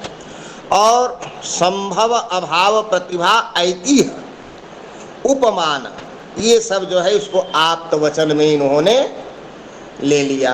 कहा कि भाई संभव, अरे भाई संभव हम जानते हैं, ये तो किसी हमारे आचार्य ने बताया। प्रस्थ कहा तो प्रस्थ से चत्वारः पुटवा संभाव्यन्ते, तो चार जो है बात आई, तो उसमें जो है ये तो हमारा कोई, भाई हम क्या मापक जानते थे, पहले हमको जन्म हुआ सारी चीज़ें, हम गिनती क्या जानते थे, अक्षर क्या जानते थे, वर्णानुक्रम का कहाँ ज्ञान था, परंतु किसी आचार्य ने बताया। तो ये संभव अभाव और प्रतिभा, प्रतिभा भी कैसे उत्पन्न हुई, किसी आचार्य के सभी भी जाते हैं, आप में जो है कोई निखार आया कविता करने का है, वह उस श्रृंखला को आगे बढ़ाता है, आपको प्रेरित करता है, और प्रेरित करते करते आप भी एक अच्छे कवि हो जाते हैं। भाई कवि के सानिध्य में आप कवि हो जाते हैं, विद्वान का सानिध्य प्राप्त करके आप विद्वान हो जाते हैं, आचार्य का सानिध्य प्राप्त करके आप गुरु हो जाते हैं। ये प्रतिभा कैसे आती है, तो ये सब आप्त वचन ही है, इसमें जो है अन्य प्रमाणों को मानने की जरूरत नहीं। तस्मात् त्रिषु एव सर्व प्रमाण सिद्धत्वात्, इसीलिए इस तीन में ही सारे प्रमाणों के सिद्ध हो जाने से त्रिविधम प्रमाण मिष्टम, तीन प्रकार का प्रमाण जो है वह कहा गया। तदाह, इसलिए कहते तेन त्रिविधेन प्रमाणेन प्रमाण सिद्धि, इसलिए तीन प्रमाण से जो है प्रमाणों की सिद्धि होती भवती, ऐसा जो है वाक्य शेष है, माने वाक्य का तात्पर्य है। और प्रमेय सिद्धि प्रमाणाध्य, और प्रमेय, प्रमेय क्या हमारे यहाँ ये जो पंचविंशति तत्वों का जो ज्ञान है वही प्रमेय है। प्रमेय क्या है, वो सारा प्रमेय है प्रधानम, प्रधान, पहले प्रमेय प्रधान हुआ, माने व्यक्त अव्यक्त और ज्ञ। प्रधान बुद्धि अहंकार, बुद्धि अहंकार, पंचतन मात्राणि एकादशेन्द्रियाणि पंचविंशति तत्वानि व्यक्ता व्यक्तज्ञाः, व्यक्त व्यक्त अव्यक्त और ज्ञ, ये जो 25 तत्व हैं यही प्रमेय हैं। तो इसीलिए इन प्रमेयों को जानने का जो साधन है वो प्रमाण ही है। तो इसमें इन्होंने प्रमाण की बात कह दी कि हमारे प्रमेय की सिद्धि जो है प्रमाणों से ही होगी। अब देखिए अगली कारिका चलती है, प्रतिविषयाध्यवसायो दृष्टम त्रिविधमनुमानमाख्यातम तदलिंगलिंग पूर्वकम आप्तसूत्रान्तु, ठीक कहते हैं। तो प्रतिविषयाध्यवसायो दृष्टम, वो बात पहले भी आ गई कि अब क्या है कि प्रत्येक विषयों में है, प्रत्येक विषय क्या है, जो श्रोत्रादि इत्यादि हमारे है ना, तो प्रत्येक इंद्रिय का जो है शब्दादि जो विषय है, उन विषयों में जो है अपने अपने विषयों में जो अध्यवसाय, अध्यवसाय किसका नाम आगे आएगा, अध्यवसायो बुद्धि, ये बुद्धि का जो है अध्यवसाय करना माने निश्चय करना, ये उसका काम है। तो यह जो है प्रतिविषयाध्यवसायो दृष्टम, प्रत्येक विषयों में अध्यवसाय करना, निश्चय करना, किन कौन सा विषय है, माने शब्दादि, शब्द स्पर्श रूप रसगंध इत्यादि में जो है वह जो अध्यवसाय करना वही प्रत्यक्ष है। इस प्रकार जो है त्रिविधम अनुमानम आख्यातम, तीन प्रकार का अनुमान कहा गया। अब देखिए वहाँ उस कारिका में अनुमान की चर्चा नहीं आई, अब यहाँ इन्होंने अनुमान प्रस्तुत किया, दूसरे रूप में किया। कैसे कहते हैं, तद लिंग लिंग पूर्वकम, वह अनुमान होगा कैसे। देखिए अब वहाँ जो न्याय का चिंतन है और सांख्य का चिंतन है, दोनों में कितनी भिन्नता है। वह अनुमान जो है लिंग पूर्वक भी हो सकता है, चिन्ह पूर्वक हो सकता है, या लिंगी पूर्वक हो सकता है, यही यहाँ वैशिष्ट है। तत् लिंग लिंग पूर्वकम, तत्र तत् लिंग लिंग पूर्वक माप्त सूत्राप्त वचनंतु, और जो आप्त वचन है तो आप्त से जो आप्ताश्च श्रुतिश्च, आप्त माने हमारे जो आचार्यों का, महापुरुषों का, कपिलादि आचार्यों का जो वचन है वही आप्त है, और श्रुति यानी वेद वो आप्त है। तो इसको जो है हम आप्त वचन के रूप में स्वीकार करते हैं। तस्य किम लक्षणम एतदाह प्रतिविषयेषु, अब त्रिविधम अनुमानम आख्यातम, तीन प्रकार का अनुमान बतलाया गया। कौन कौन सा, पूर्वत, शेषवत और सामान्यतो दृष्ट। अब भाष्य में इसकी व्याख्या कर देंगे। देखिए कैसे कहते हैं, तस्य किम लक्षणम, उसका लक्षण क्या है। एतदाह प्रतिविषयेषु श्रोत्रादीनां शब्दादि विषयेषु अध्यवसायो दृष्टम प्रत्यक्षम इत्यर्थः। क्या कह रहे हैं, प्रत्येक विषयों में जो श्रोत्र इत्यादि है उसके विषय क्या हो गए हैं, उसके विषय हो गए शब्दादि विषय, शब्द स्पर्श रूप और सगंध, इनमें अध्यवसाय को दृष्ट कहा गया है, प्रत्यक्ष कहा गया है। और तीन प्रकार के अनुमानों की चर्चा की गई। त्रिविधम अनुमानमाख्यातम, पूर्वत शेषवत सामान्यतो दृष्टंचेति। ये अनुमान कौन कौन से हैं, पूर्वत है, शेषवत है और सामान्यतो दृष्ट है। पूर्वम अस्यास्तीति पूर्वत, पूर्व में ऐसा था, पूर्व में कभी आपने ऐसा देखा, माने पूर्व की तरह, ठीक है। यथा मेघोन्नत्यावृष्टिम साधयति पूर्व दृष्टत्वात्, आकाश में जो है उन्नत मेघ आ गए, अब उमड़ रहे हैं मेघ, मेघ को देख करके आपने अनुमान किया कि अब वृष्टि होने वाली है। क्यों कि पूर्व दृष्टत्वात्, आपने पूर्व में उसको देखा था, ऐसा देख करके आप अनुमान करते हैं। शेषवद, शेष क्या है, शेषवद है यथा समुद्रादेकम जल लवम, समुद्र से आपने जो है लव, एकमात्र बूंद जो है जल का लिया और लवणम आसाद्य, उसको कैसा पाया, लवण भाव पाया, उसमें जो है नमकीन भाव पा गए आप, तो उसको आपने करे शेषस्य, माने शेष भी, अपि शेष भी क्या है, अस्ति लवण भाव, शेष में भी आप लवण भाव का अनुमान करते हैं। और सामान्यतो दृष्टम, सामान्यतो दृष्ट क्या है, माने एक सामान्य भाव, सामान्य भाव का मतलब सामान्य व्यवहार से चलिए। देशांतरात् देशांतरम दृष्टम गति गतिमत चंद्र तारकम चैत्रवत।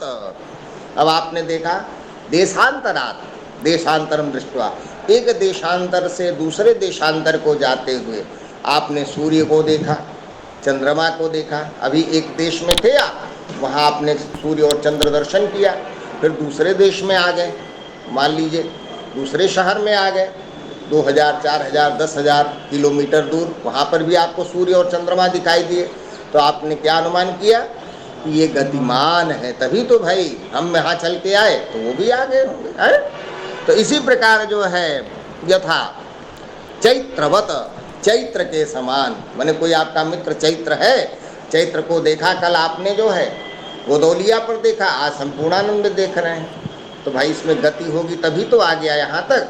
इसी प्रकार जो है यथा चैत्र नामानम देशांतरात् देशांतरम प्राप्तम अवलोक्य, ये कोई चैत्र नाम का जो है व्यक्ति है, ऐसे जो है उसको देशांतर से, एक देश से दूसरे देश में देखने पर गतिमानम अयम, यह जो है गतिमान है, ऐसा आप सिद्ध करते हैं। इति चंद्रवत तारका चंद्र तारकम इति, तदवत चंद्रमा और तारे की तरह, जैसे चंद्रमा और तारे को आपने अनुमान किया, उसी प्रकार चैत्र नामक व्यक्ति का अनुमान किया। यथा पुष्पिताम्र दर्शनात् अन्यत्र पुष्पिता आम्रा इति। इस समय देखिए वसंत का, हालांकि शीत के बाद अब वसंत होगा, उसका प्रभाव दिखाई दे रहा है, हर जगह आम्र मंजरी लगी हुई है। तो आप ये यहाँ बैठ करके अनुमान कर रहे हैं कि हमारे गांव का भी जो आम का पेड़ होगा उसमें भी जो मंजरी लगी होगी। क्यों, वसंत का आगमन हो गया।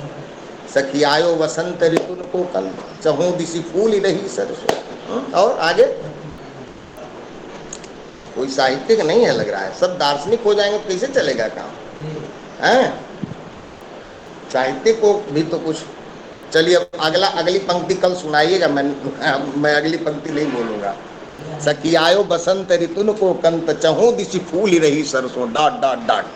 तो इस प्रकार जो है तथा पुष्पिताम्र दर्शनात् अन्यत्र पुष्पिता आम्रा, अन्य जगह भी जो है आम्र हमारे। इति सामान्य तो दृष्टेन ज्ञायते, सामान्य तो दृष्ट अनुमान से ऐसी हम जानकारी करते हैं। एतत् सामान्य तो दृष्टम, ये सामान्य तो दृष्ट सामान्य व्यवहार में, जैसे मान लीजिए ऋतु का ज्ञान है, तो जैसी ऋतु होगी तो उसी तरह का प्रभाव जो है छोड़ेगी। तो ये सामान्य तो दृष्ट अनुमान है। किंच, अब वो अनुमान जो है यहाँ देखिए विशेष रूप से सांख्य कारिका में ये बात आई है, वो अनुमान जो है दो तरह से होता है। एक लिंग कहते हैं चिन्ह के द्वारा, और एक कहते हैं चिन्ही के द्वारा। अवयव और अवयवी भाव है यहाँ पर, चिन्ह किसमें रहेगा? चिन्ही में रहेगा, ठीक है ना। तो उसकी बात ये करते हैं कि तद किंच लिंग लिंग पूर्वकम नीति तत्र तत् अनुमानम, वह अनुमान जो है लिंग पूर्वक, लिंग पूर्वकम का कहे यत्र लिंगेन लिंगी अनुमीयते, जहाँ चिन्ह के द्वारा चिन्ही का अनुमान किया जाता है। जैसे यथा दंडे नियति, किसी को आपने जो है देखा कोई दंड लिया हुआ है, दंड लेने से उसके पास क्या है, वो जो है वह क्या है? चिन्ह है ना। दंड इत्यादि का धारण करना, तिलक इत्यादि धारण करना, व्रत धारण करना, ये सब चिन्ह है। उस चिन्ह को देख करके आपने अनुमान कर लिया कि यति होंगे, दंडी स्वामी होंगे, सन्यासी होंगे। और इसी प्रकार जो है लिंग पूर्वकम अनुमानम, लिंग पूर्वक अनुमान है यत्र लिंगिना लिंगम अनुमीयते, जहाँ लिंगी के द्वारा। अब कोई जो है मान लीजिए कि आपको दिखाई दिया चिन्ह वाला जो है वो खूब वो चिन्ह लगाए हुए, माला पहने हुए है, और उसका जो है कोई पीला झोला जो है कहीं वहाँ रखा हुआ है बाहर। फिर यहाँ से गए, आपने देखा उसका बैग रखा हुआ था पीला, उसका दंड वगैरह रखा हुआ था, उसका कमंडलू रखा था, तो आपने अनुमान किया उसी दंडी महाराज का होगा। तो उस चिन्ही के द्वारा आपने उस चिन्ह का अनुमान किया। तो ये विशेष बात यहाँ जो है सांख्य कारिका में आती है। तद लिंग लिंग पूर्वकम आप्त सूत्र आप्त वचनंतु दृष्टवा, देखिए यत्र लिंगिना लिंगम अनुमीयते, लिंगी के द्वारा जो लिंग का अनुमान किया जाता है, यथा दृष्टवा यतिम यस्येदम त्रिदंडम इति, इस यति को देख करके ये जो त्रिदंड इत्यादि है इसी का है, ऐसा हम अनुमान करते हैं। आप्त सूत्र आप्त वचन च आप्ता, आप्ता आचार्या ब्रह्मादय, कल चर्चा आई ना ब्रह्म और ब्रह्मपुत्रों की, कपिल इत्यादि पुत्रों की चर्चा आई। तो ये जो है आचार्य हैं, यही जो है आप्त हैं। और श्रुति वेद, श्रुति किसको कहेंगे? वेद, जो वेद है वो श्रुति है। आप्ताश्च श्रुतिश्च आप्त श्रुति, आप्त और श्रुति जो है तदुक्तम आप्त वचनम मिति, इस दोनों को मिला करके ही आप्त वचन होता है। कहीं भी आपको प्रमाण लेना होगा तो प्रमाण आप जो है वेद में कोई श्रुति वाक्य कहेंगे वो उसका आधार बनेगा, और नहीं कहीं हमारे जो है आचार्य ने, सांख्य योगाचार्य ने कोई बात कह दी तो उसको आपने प्रमाण मान लिया, और इस पर जो है एवं त्रिविधम प्रमाण मुक्तम, इस प्रकार जो है 3 प्रकार के प्रमाणों की चर्चा की गई है। अब आगे बढ़ते हैं।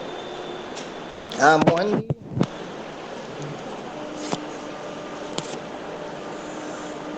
मोहन जी। जी गुरु जी। उसको तेज करना भैया। जी गुरु जी।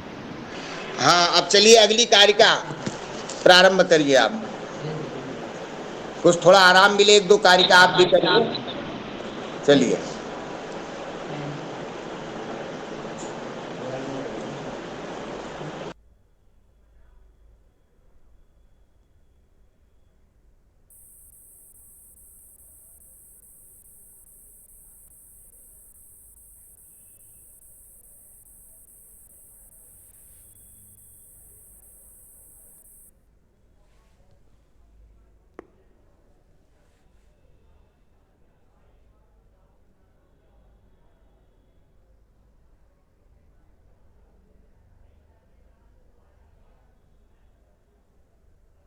देखिए प्रमाणों का उपयोग कैसे होता है, इसमें जो है इस कारिका में ये बात आ रही है। सामान्यतस्तु दृष्टात् ततीन्द्रियाणां प्रतीतिरनुमानात् तस्मादपि चा सिद्धं परोक्षमाप्तागमात् सिद्धम। माने सामान्यतः, सामान्य रूप से जो है जो सब विषय हैं अतीन्द्रियाणाम, जो अतीन्द्रिय हैं, उसका जो है किससे प्रतीति होगी? दृष्टात्, दृष्ट अनुमान से, है ना, प्रत्यक्ष से होती है। अनुमानात् माने दृष्ट अनुमान से। और एक अर्थ यहाँ भी ये भी करते हैं सामान्य तो दृष्ट अनुमान से, दोनों चीजें हैं। सामान्य तो दृष्ट अनुमान से जो है प्रत्यक्ष यानी जो इष्ट दृष्ट की सिद्धि होती है। प्रत्यक्ष माने सामान्य तो दृष्ट अनुमान से जो है सभी विषयों की प्रतीति होती है। और जो अतीन्द्रिय है, अतीन्द्रियानाम अनुमानात्, जो अतीन्द्रिय पदार्थ है, जिसको इंद्रियां जो है ग्रहण नहीं कर पा रही हैं, वो अतीन्द्रिय हो गया। उसकी जो है प्रतीति किससे हो गई? अनुमान से होगी। और तस्मादपि चासिद्धम, उससे भी जो असिद्ध है वो किससे सिद्ध होगा? परोक्षम आप्तागमात् सिद्धम, उससे भी जो असिद्ध है वह परोक्ष जो है, जो बिल्कुल नहीं दिखाई दे रहा है, उसके लिए उन्होंने कहा कि आप्त श्रुति ही, मतलब शब्द प्रमाण ही उसका प्रमाण है। तत्र केन प्रमाणेन किम साध्यम, किस प्रमाण के द्वारा क्या जो है सिद्ध होता? उच्यते सामान्यतो दृष्टात् अनुमानात् अतीन्द्रियाणाम इंद्रियाण्यातीत्य वर्तमानानाम प्रतीति सिद्धि ही। कह रहे कि भाई किस प्रमाण से क्या सिद्ध होता है, इसकी बात जो है इस पर कहते हैं कि सामान्यतः, सामान्यतो दृष्ट अनुमानात्, सामान्यतो दृष्ट अनुमान से जो अतीन्द्रिय पदार्थ हैं, जो अपनी इंद्रिय पदार्थों के तो दृष्ट अनुमान से हो ही जाएगा। उसमें जो है जो शब्दादि जो है माने श्रोत्र इत्यादि जो ज्ञान इंद्रियां हैं उसके माध्यम से जो विषय बनाएंगी शब्दादि का, उससे तो दृष्ट अनुमान के द्वारा जो प्रत्यक्ष होगा हो जाएगा। परंतु जो अतीन्द्रिय पदार्थ हैं उनकी प्रतीति जो है सामान्य तो दृष्ट अनुमान से हो गई है। प्रधान पुरुषावतीन्द्रियौ, प्रधान और पुरुष क्या है? अतीन्द्रिय। प्रधान और पुरुष तो आपने देखा नहीं, हम प्रधान की भी प्रकृति की भी चर्चा कर रहे हैं, पुरुष की भी चर्चा कर रहे हैं, परंतु ये दिखाए तो दिए नहीं, अतीन्द्रिय पदार्थ हैं ये। तो ये पदार्थ कैसे सिद्ध होंगे? इनके लिए कहा सामान्यतो दृष्टेन अनुमानेन साध्यते, सामान्यत है, सामान्यतो दृष्ट अनुमान से ये जो है सिद्ध होते हैं। यस्मात् महदादिलिंगम त्रिगुणम, अब इसका जो है वह उन्होंने उदाहरण दिया जिससे जो है महत इत्यादि लिंग जो है त्रिगुण है। भाई प्रकृति क्या है? त्रिगुणात्मिका है।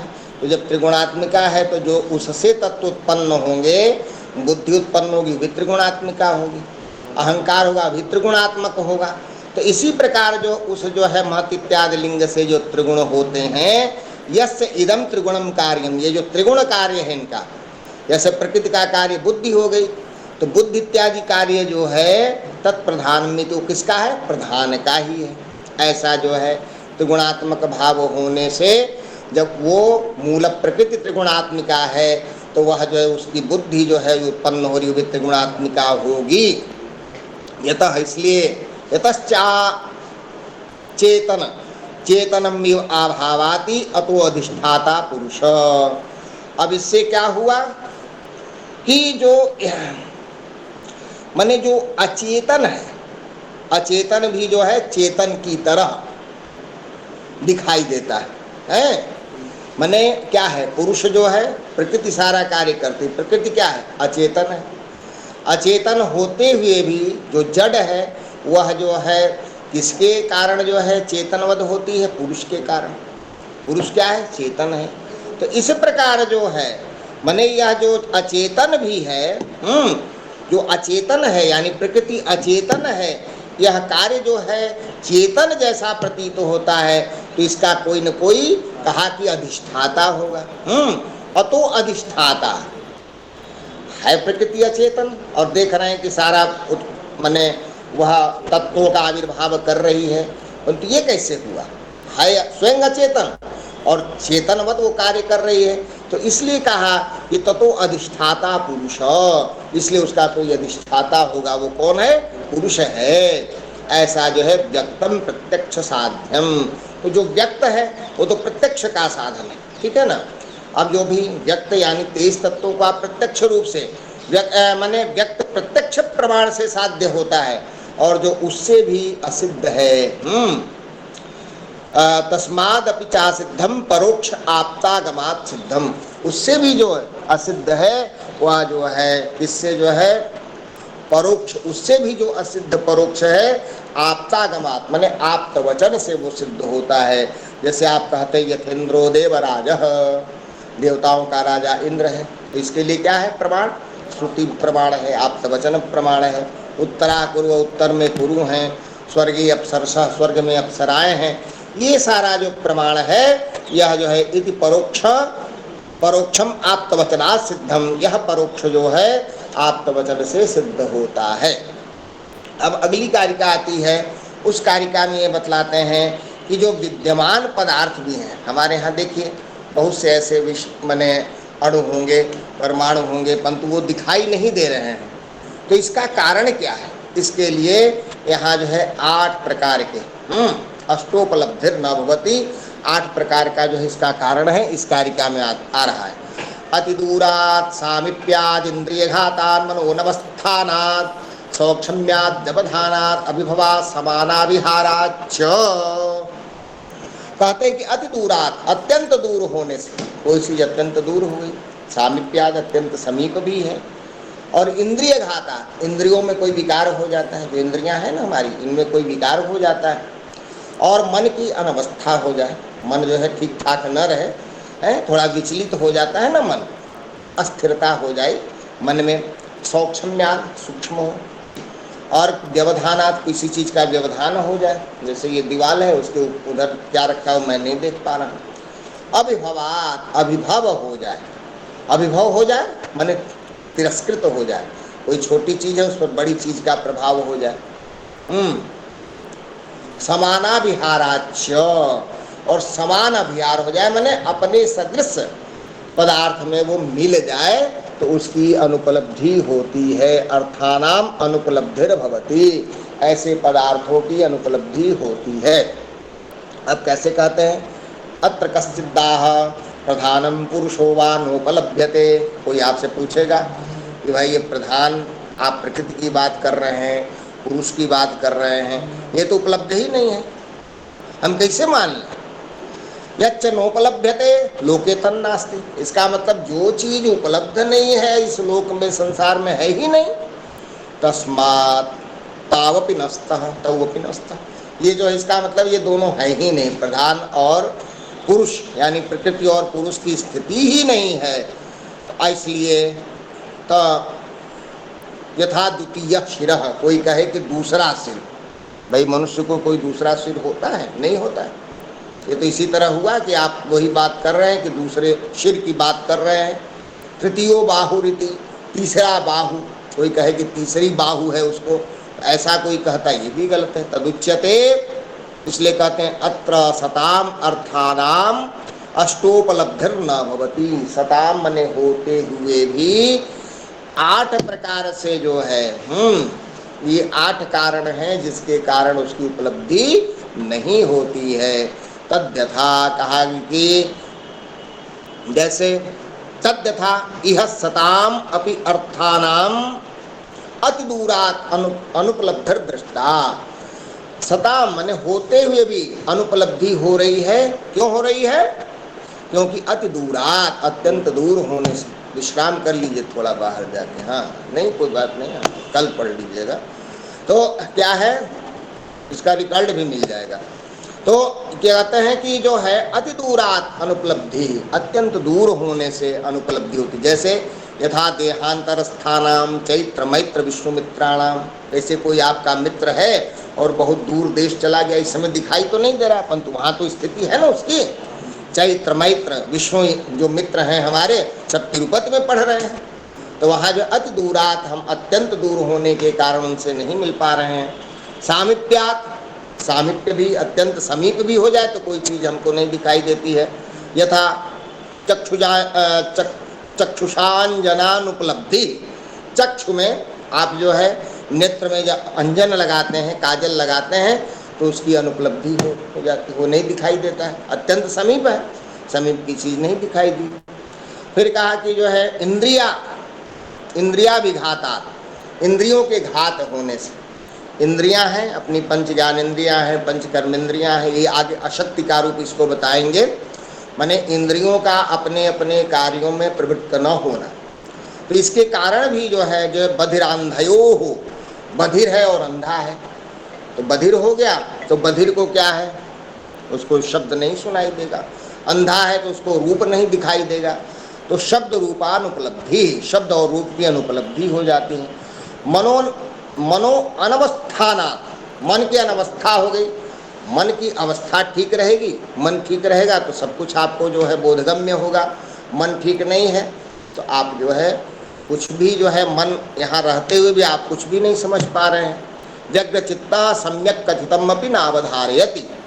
कह रहे हैं कि जो व्यग्र चित्त है वह जो है सम्यक कथितम अपि, जो कुछ कहा जा रहा है सम्यक रूप से अच्छे ढंग से कहा जा रहा है उसको वह धारण नहीं करता है। सौक्ष्म्यात् अत्यंत सूक्ष्म हो जाने से, जैसे धूमोष्म जल निहार परमाणवो गगनगतानोपलभ्यन्ते, जैसे धूम उष्म जल के निहार इत्यादि के जो परमाणु हैं, ये सब क्या है, अत्यंत जो है जब ऊपर चले गए तो वो नहीं दिखाई देते। आप सुबह देखिए ऑक्सीजन का लेयर, आप इसीलिए कहा जाता है कि प्रातः काल उठ करके जो है भ्रमण करना चाहिए। क्यों? ऑक्सीजन का लेयर बिल्कुल नीचे होता है। धीरे धीरे जैसे सूर्य का ताप बढ़ता जाएगा तो क्या होगा, वह सब जो है ऊपर चलता जाएगा। इसी प्रकार आप जो है जो उसके अणु हैं, जो कण हैं, वो सब जो है ऊपर चलते जाएंगे। सुबह आप चलिए, सुबह दिखाई देगा और बाद में नहीं दिखाई देता है। कभी कोई कहे कि नहीं इसके जो है बिंदु नहीं है, अणु नहीं है, तो ऐसा नहीं है, धूम उष्म सबका जो है अणु विद्यमान है। तो इस प्रकार जो है परमाणु, इसके परमाणु है गगनगता, गगन में जाने के कारण नोपलभ्यन्ते व्यवधानाद् यथा, व्यवधान होने के कारण कुंडेन पिहितम वस्तु नोपलभ्यते, और कुंड से जो पिहित वस्तु है, कोई वस्तु है आपने उसको ढक दिया, सुवर्ण कलश में आपने अमृत ढक दिया तो अमृत दिखाई ही नहीं देगा। हिरण्यमयेन पात्रेण आता है ना, तो कुंडेन पिहितम वस्तुनोपलभ्यते अभिभवात, और अभिभव होने से, सातवां कारण दिया कि अभिभव होने से।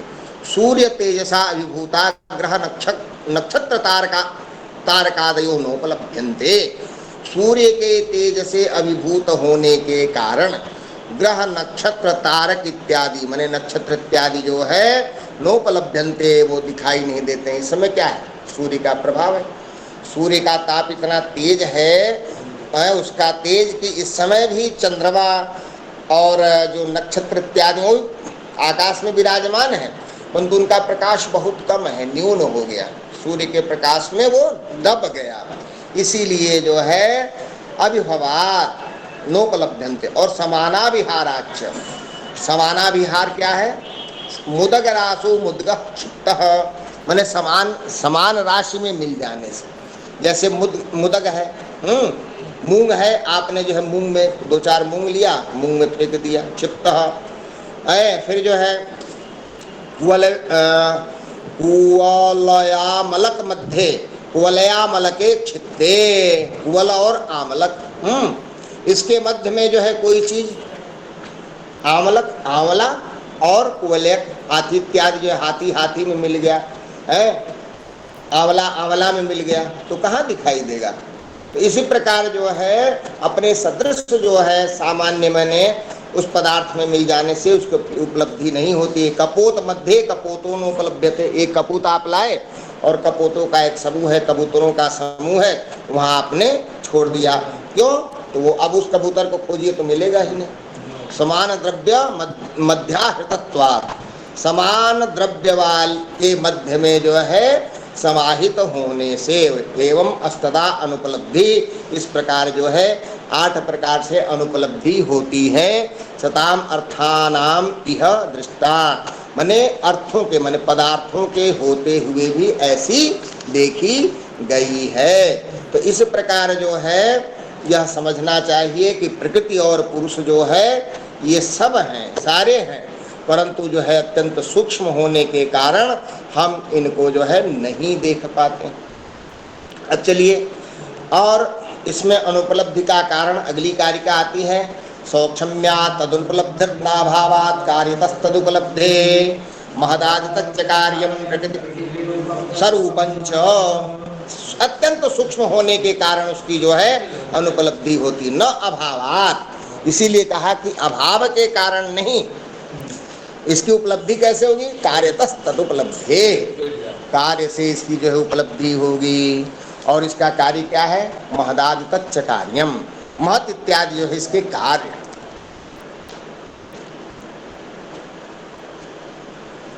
वह कार्य कैसा है, वह कार्य जो है प्रकृति के विरूप भी है और प्रकृति के स्वरूप भी है। अब इसकी सिद्धि आगे करेंगे। एवं च अस्ति किम अभ्युपगम्यते प्रधान पुरुषयोरपि एतयोः वा अनुपलब्धिः केन हेतुना केन चोपलब्धिः। अब ये कह रहे हैं कि भाई आपको तो बता दिया ना 8 प्रकार से अनुपलब्धि होती है, तो 8 प्रकार का तो मान लिए। अब इससे क्या सिद्ध हुआ, अब जो है इनमें से किन कारणों से प्रधान और पुरुष की अनुपलब्धि होती है और किन कारणों से अनुपलब्धि होती है और किन कारणों से उपलब्धि होती है, दोनों बातें। पहली कारिका में बताया कि अनुपलब्धि कहाँ होती थी, उसके लिए 8 कारण बता दिए, और यहाँ कारण क्या बता रहे हैं, उपलब्धि कैसे होगी। तो उपलब्धि का कारण जो है उन्होंने ये बताया कि कार्यतः, कार्य से होगी। क्या, कैसे, तदुच्यते सौक्ष्म्यात् तदनुपलब्धि, अत्यंत सूक्ष्म हो जाने से इसकी अनुपलब्धि होती है। प्रधानस्य इत्यर्थः, प्रधान को जो हमने माना, प्रधानम सौक्ष्म्यात् नोपलभ्यते यथा आकाशे धूमोष्म जल निहार परमाणवः संतोपि नोपलभ्यन्ते। अब जो है प्रधान क्या है, अत्यंत सूक्ष्म होने के कारण, इतना सूक्ष्म है वो, सूक्ष्म होने से प्रधान की उपलब्धि नहीं होती। कैसे नहीं होती, उसी प्रकार जो है जैसे आकाश में जो है धूम है, ऊष्म है, जल है, तो ये सब इसके जो परमाणु हैं, ये परमाणु जल और क्या है, निहार, निहार माने वो आपका जो है हिमकण, इसके परमाणु तो सब कुछ है आकाश में, परंतु विद्यमान रहते हुए भी नहीं दिखाई देते। संतोपि नोपलभ्यन्ते, होते हुए भी नहीं दिखाई देते हैं। कथम तहि तदुपलब्धि, तो इसकी उपलब्धि कैसे होगी, तो कार्यतः तदुपलब्धि, कार्य से इसकी उपलब्धि होती है। कार्यम दृष्ट्वा कारणम अनुमीयते, कार्य को देख करके कारण का अनुमान किया जाता है। अस्ति प्रधानम कारणम, प्रधान जो है इसका कारण है। क्यों, यस्य इदम कार्यम, जिसका यह कार्य है। कार्य क्या है, बुद्धिरहंकार पंचतन्मात्राणि एकादशेन्द्रियाणि पंचमहाभूतान्येव तत्कार्यम। बुद्धि, अहंकार, पंचतन्मात्राएं, 11 इंद्रियां, पंचमहाभूत, ये सब कार्य है। तच्च कार्यम प्रकृति विरूपम, प्रकृति के विरूप, प्रकृति प्रधानम तस्य विरूपम प्रकृति असदृशम। यह जो है प्रकृति के जो है विरूप कार्य क्या हुआ, प्रकृति के असमान। प्रकृति के असमान का आशय है कि भाई जो प्रकृति कार्य करेगी वो बुद्धि नहीं करेगी। इसी प्रकार जो है प्रकृति में रूपम स्वरूपम च, विरूप है, असदृश है, और स्वरूप भी है, स्वरूपम च, समान रूप भी है। समान रूप क्यों हुआ कि वो त्रिगुणात्मिका प्रकृति है, तो यहाँ प्रकृति भी त्रिगुणात्मक है। प्रकृति से जो व्यक्ति इत्यादि वो सभी त्रिगुणात्मक है, सब में जो है त्रिगुणात्मक भाव होगा। तो इस प्रकार यथा लोकेपि पितुस्तुल्य यो पुत्रो भवति अतुल्यस्य, जिस प्रकार आप देखते हैं एक ही पिता के विपुल कुमारा, कई कुमार होते हैं ना, तो कोई उसमें बहुत अच्छा निकल गया और कोई जो है क्या आनंद मनाने वाला निकल गया। तो पितुः तुल्य यह पुत्रो, इस पुत्र में भवति अतुल्यस्य, वो अतुल्य हो जाता है, ऐसा भी है। तो कोई जो है एक ही पिता के हैं, परंतु उसी प्रकार प्रकृति से तो उत्पन्न हुआ, तो स्वरूप भी है। कोई पिता के पद चिन्हों पर चल करके उसी प्रकार के स्वरूप धारण करता है, तो स्वरूप भी हुआ और विरूप भी हुआ। इसी बात को एन हेतुना तुल्यम अतुल्यम, इस प्रकार जो है इस हेतु से वो तुल्य भी है और अतुल्य भी है। इस प्रकार जो है तद उपरिदिष्टात् वक्ष्यामः, उपरिदिष्टात् माने आगे जो है इसका हम माने पूरा जब आगे जो आएगा कि व्यक्त और अव्यक्त में क्या समानता है और व्यक्त अव्यक्त में क्या असमानता है, इसकी भी बात आएगी। तो इस प्रकार आगे चलते हैं। अब जो है हमारे यहाँ जो 9वीं कारिका है, 9वीं कारिका एक 2 कारिका और हम थोड़ा इसको पढ़ लें, कम से कम 10 पूरा हो जाए या 9। चलिए सत्कार्यवाद सिद्धांत को हम पढ़ लेते हैं। तो यहाँ जो है हमारे सत्कार्यवाद के सिद्धांत की स्थापना की गई है कि वह जो है कार्य और कारण 2 भाव है। सिद्धांत ये है कि जो कारण है और कार्य है, तो कार्य की क्या नवीन उत्पत्ति है कि वह कारण स्वरूप ही है। इसी को लेकर के हमारे जो दार्शनिक सिद्धांत हैं उनमें जो है प्रतिपत्तियां हैं। इसको लेकर के हमारा जो सांख्य सिद्धांत है सत्कार्यवाद की स्थापना करता है। इसके लिए 9वीं कारिका असत अकरणाद उपादान ग्रहणात् सर्वसंभवाभावात् शक्तस्य शक्यकरणात् कारणभावाच्च सत्कार्यम्। असत अकरणात्, असत माने जो सत नहीं है ऐसा अकरणात् करण न होने से, यानी सिद्ध हुआ सत करणात् सत ही करण होने से। फिर कहा कि भाई उपादान ग्रहणात्, उपादान को ही ग्रहण करने से, है ना, जो उपादान कारण है उसके ग्रहण करने से। फिर कहा सर्वसंभवाभावात्, सर्वसंभव अभावात्, सभी कारणों से सभी कार्यों की उत्पत्ति न होने से। और शक्तस्य शक्य करणात्, जो शक्तिमान है माने जिस कार्य को उत्पन्न करने की क्षमता जिस कारण में है उसी कारण से उस कार्य की उत्पत्ति होने से। और कारण भावाच्य, और कारण भाव होने से सत्कार्यम, सत्कार्यवाद सिद्ध होता है।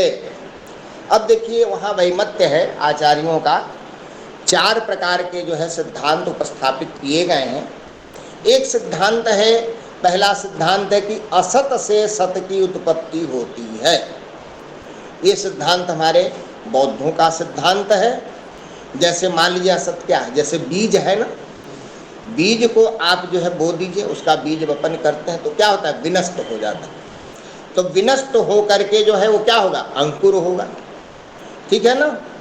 इसी प्रकार जो है मृत का पिंड बनाते हैं, मृत पिंड से अब वो मृत पिंड का जब स्वरूप नष्ट होता है तब घट का रूप जो है विद्यमान होता है। तो मृत पिंड नष्ट हो गया ना, तो इसीलिए जो है वह क्या है, असत है। तो असत से सत की उत्पत्ति मानने वाले वह जो है हमारे बौद्ध हैं। फिर जो है आगे आते हैं अद्वैतवादी, जो वेदांती लोग हैं, वो कहते हैं सब कुछ सत ही है, ब्रह्म सत्यम जगन मिथ्या। वो कहते हैं ये ब्रह्म स्वरूप ही है सारा हमारा संसार जो है। तो वह जो है सत्कार्यवाद उस रूप में तो हम कहिए तो सत्कार्यवादी वो भी हैं, सब कुछ सत है। और जो है जो त्रैकालिक बाध रहित ब्रह्म है वही सत है, इसके अतिरिक्त कुछ सत है ही नहीं, ब्रह्म को ही सब कुछ मान लिया। तो जैसे यह जगत, वो उदाहरण देते हैं ना कि जगत जो है क्या है, रज्जू में सर्प की प्रतीति के समान है। कोई रस्सी है, आप रात में अंधेरे में गए, आपको लगा ये सर्प है, तो ये हमारा ये सब कुछ ब्रह्ममय है। सिया राम हम सब जग जानी है, तो सब कुछ ये जो है सिया राममय है, सब ब्रह्ममय है, परंतु हम जो है केवल जो है ये विवर्त मात्र देखते हैं, इसलिए हमको ये भ्रम होता है। और जो है फिर आगे सत से असत की उत्पत्ति होती है, सत जो है उससे असत की उत्पत्ति होती है, हमारे जो है नैयायिक लोग मानते हैं। नैयायिक और वैशेषिक का जो सिद्धांत है, क्योंकि नित्य जो परमाणु है, नित्य परमाणु से असत जो अनित्य द्वण इत्यादि है इसकी उत्पत्ति होती है। तो ये 4 इस प्रकार के जो है ये सिद्धांत है। और चौथा सिद्धांत जो हमारा है वो सत से सत की उत्पत्ति होती है, सत्कार्यवाद। इसी को जो है एक पाश्चात्य दार्शनिक वहाँ पर भी मानते हैं कि जो है एक्स निहिलो निहिल फिट, nothing can be produced out of nothing. कोई जो वस्तु जो है शून्य से नहीं उत्पन्न हो सकती है, कोई न कोई आधार होगा। इसी प्रकार हमारे यहाँ भी जो है ये सत्कार्यवाद की स्थापना की गई है। अब देखिए भाई सत्कार्यवाद है क्या, तो इसके लिए इन्होंने यह बता दिया कि असदक करणाद उपादान ग्रहणात् सर्वसंभवाभावात् शक्तस्य शक्य करणात् कारण भावाच्च, 5 जो है यहाँ हेतु बताया और इसके द्वारा जो है अपने सत्कार्यवाद को सिद्ध करते हैं। यद इदम महदादि कार्यम तत्किम प्रधाने सत उत आहो श्वित असत। अब जो ये कहते हैं कि जो महदादि कार्य हैं, यह कार्य क्या अपने माने अपना जो कारणभूत हुआ प्रधान, प्रधान में क्या अहो, अरे पहले से विद्यमान है या असत है, अविद्यमान है। तो इस प्रकार जो है, इसीलिए विद्वानों में भाई वैमत्य हुआ, और उस वैमत्य को जो है, वैमत्य को सिद्ध माने वैमत्य में एक सामंजस्य स्थापित करने के लिए आचार्यों ने, हमारे सांख्याचार्यों ने कहा आचार्य विप्रतिपत्तेरयम् संशयः, ऐसा आचार्यों की विप्रतिपत्ति होने से, विसंवाद होने से जो है संशय हो गया। तो जब संशय होगा तब तो उसको सिद्ध करना पड़ेगा ना, अपना सिद्धांत। आप जो है जब कोई बात कहता है तो आप अपने सिद्धांत उसको सिद्ध करते हैं। यतोत्र सांख्य दर्शने सत्कार्यम, इसीलिए यहाँ पर सांख्य दर्शन में सत्कार्यवाद की स्थापना की गई। बौद्धादि नाम असत्कार्यम, बौद्ध इत्यादि में असत्कार्य की। यदि सत असत न भवति, यदि सत है तो असत नहीं होगा। यथा असत सत न भवति विप्रतिषेध, ऐसा जो है यदि असत होगा सत नहीं होगा, ऐसा जो है इसका जो है विप्रतिषेध कर दिया। फिर जो है तत्राह न सत असत असतो अकरणम तस्मात् सत्कार्यम। न सत, जो सत नहीं है, ऐसा असत, असतो अकरणम, इसीलिए वो असत अकरण नहीं हो सकता। आप देखे होंगे कि आप लोगों ने मैथमेटिक्स पढ़ा होगा, जब जो है माइनस माइनस कर देते हैं तो प्लस हो जाता है ना। तो यहाँ और यहाँ भी लगा हुआ है असत, न सत, और फिर जो है असत हो गया ना, असत अकरणात्। तो असत का जो है अ हटा दीजिए, अकरणात् का अ हटा दीजिए, तो प्लस हो गया सत करणाद। यानी ऐसा जो है, जो सत नहीं है वो करण न होने से, यानी सत करण होने से। उपादान ग्रहणात् इह लोके असत करणम नास्ति, इस लोक में असत करण नहीं है। असत करण का मतलब हुआ, उसका उदाहरण देते हैं, यथा सिक्ताभ्य तैलोत्पत्ति, सिकता से जो है तैल की उत्पत्ति।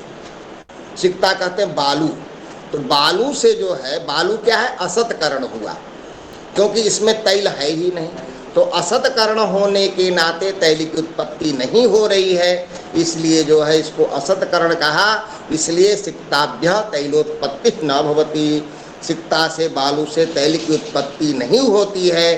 तस्मात् सतः करणात्, सतकरण से ही अस्ति प्रागुत्पत्ति प्रधानम व्यक्तम, सतकरण से ही उत्पत्ति होती है, ऐसा उत्पत्ति से पूर्व जो है प्रधान में व्यक्तम, व्यक्त था। यानी जो प्रधान है, मूल प्रकृति है, अव्यक्त है, उसमें सारे 23 तत्व विद्यमान थे। अतः सत्कार्यम, इसलिए सत्कार्यवाद की सिद्धि होती है।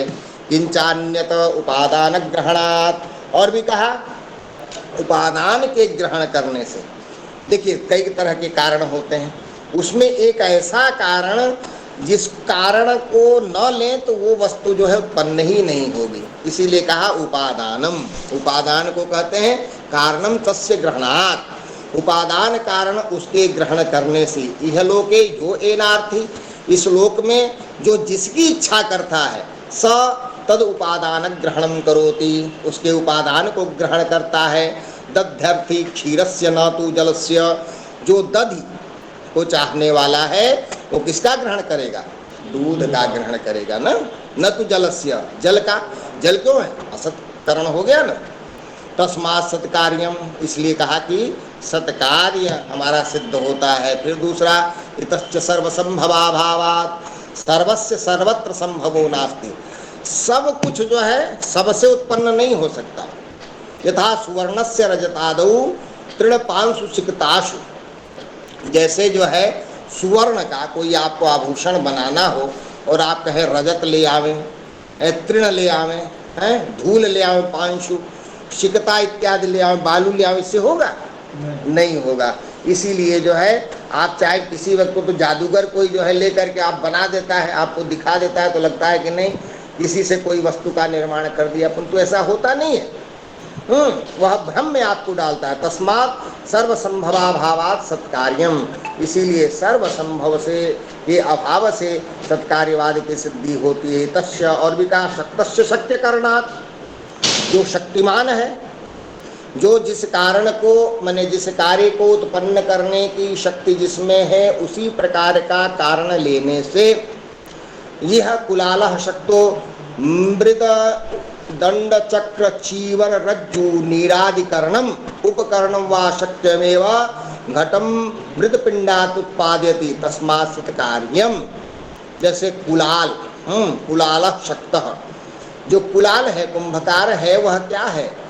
सब कुछ रखता है, मृतिका भी रखेगा, दंड है, चक्र है, चीवर है, रज्जु है, काटने वाला है, जल भी है, सब कुछ करेगा, उपकरण पूरा रखेगा, परंतु बिना मृत का पिंड से वो जो है घट का निर्माण होगा? नहीं होगा। इसलिए जो है भाई, इसलिए सत्कार्यवाद की सिद्धि होती है, क्योंकि मृत पिंड ही जो है घट को उत्पन्न करने की क्षमता रखता है। फिर इतश्च कारण भावाच्च सत्कार्यम, और इसी प्रकार जो है वह सत्कार्यवाद क्या है? कारण भाव है। कारणम यद लक्षणमेव तत्लक्षणमेव कार्यम अपि, जो कारण का लक्षण है वही कार्य का भी लक्षण है। यानी जो है, जो कार्य है वही कारण है, और जो कारण है वही कार्य है। इसमें जो है एकदम परस्पर संबंध है। यथा जवेभ्यो यवाह व्रीहिभ्यो व्रीहयः, जैसे जव से जव ही उत्पन्न होगा, व्रीहि से धान्य ही उत्पन्न होगा। यद असत कार्यम स्याद, यदि असत कार्य होता, ततः कोद्रवेभ्यः शालेः स्युः। कोदो आप जानते होंगे, पहले पेड़ छोटा छोटा सा जो है गोला गोला सा एक कर्ण उत्पन्न होता है, उसको कोदो कहते थे। तो वो कोदो से जो है शालेय माने जो है आपका शाली चूर्ण उत्पन्न हो जाता, शाली धान्य उत्पन्न हो जाता, परंतु ऐसा होता नहीं है। तो तस्मात् सत्कार्यम, इसलिए हम सत्कार्यवाद की सिद्धि करते हैं। एवं पंचभी हेतु भी, 5 हेतुओं से प्रधान में महदादि लिंगम अस्ति, मत इत्यादि लिंग है, तस्मात् सत उत्पत्ति, इसलिए जो है ये सत की उत्पत्ति हो रही है, न असत, असत की नहीं। इस प्रकार जो है, अब आगे चलते हैं, व्यक्त और अव्यक्त का वैधर्म यहाँ बता रहे हैं इस कारिका में, कि जो अव्यक्त है प्रकृति है, और आगे जो 23 तत्व हैं, इनमें साधर्म क्या है, वैधर्म क्या है, आगे कारिकाओं में बताया जाएगा, परंतु इसमें वैधर्म बता रहे हैं। हेतुमद अनित्यम अव्यापी सक्रियम अनेकमाश्रितम लिंगम सावयवम परतंत्रम व्यक्तम विपरीतम अव्यक्तम। अब ये सब कह रहे हैं, हेतुमत, अनित्य, अव्यापी, सक्रिय, अनेकम, आश्रितम, लिंगम, सावयवम, परतंत्रम, व्यक्तम, जो व्यक्त है, माने 23 पदार्थ जो है ये सारे इस तरह के गुण वाले हैं। अब विपरीतम अव्यक्तम, जो अव्यक्त है यानी मूल प्रकृति है, इससे बिल्कुल भिन्न है। तो इस प्रकार जो है व्यक्त जो है वो क्या है, वो हेतुमत, हेतुमत माने हेतु वाला है, ठीक है ना। क्या है, अनित्यम, अनित्य है, अव्यापी, अव्यापी है, सब जगह व्याप्त नहीं है, सक्रियम, सक्रिय है, अनेकम, अनेक है, आश्रितम, आश्रित है, लिंग है, सावयम, अवयव से युक्त है, परतंत्र है, और अव्यक्तम विपरीतम, अव्यक्त क्या है जो है, अब विपरीत है, इसके ठीक विपरीत है। विपरीत का मतलब हेतुमत है तो वो हो जाएगा अहेतुमत हो गया। वो नित्यम है, तो जो है हमारी प्रकृति क्या होगी, नित्य हो जाएगी। फिर इसके बाद कहिए अव्यापी, जो व्यक्त है अव्यापी है, तो यह हमारी प्रकृति कैसी होगी, व्यापी होगी, है ना। फिर जो है वो सक्रिय है, वो सक्रिय है, तो ये क्या हो गया, असक्रिय होगा, ठीक है ना। ये जो है प्रकृति जो है, जो अव्यक्त है वो सक्रिय हो गया। वो अनेक है तो ये एक होगी, प्रकृति एक होगी। आश्रितम है, वो आश्रित है तो ये प्रकृति अनाश्रित होगी। वो लिंग युक्त है तो ये अलिंग होगा। वो सावयव है वो निर्वयव होगा। वो परतंत्र है ये स्वतंत्र होगा। तो इस प्रकार जो है पूरा इसमें जो है वर्णन किया गया है। इस प्रकार भाष्य को भी देख लें, समय की स्थिति क्या है।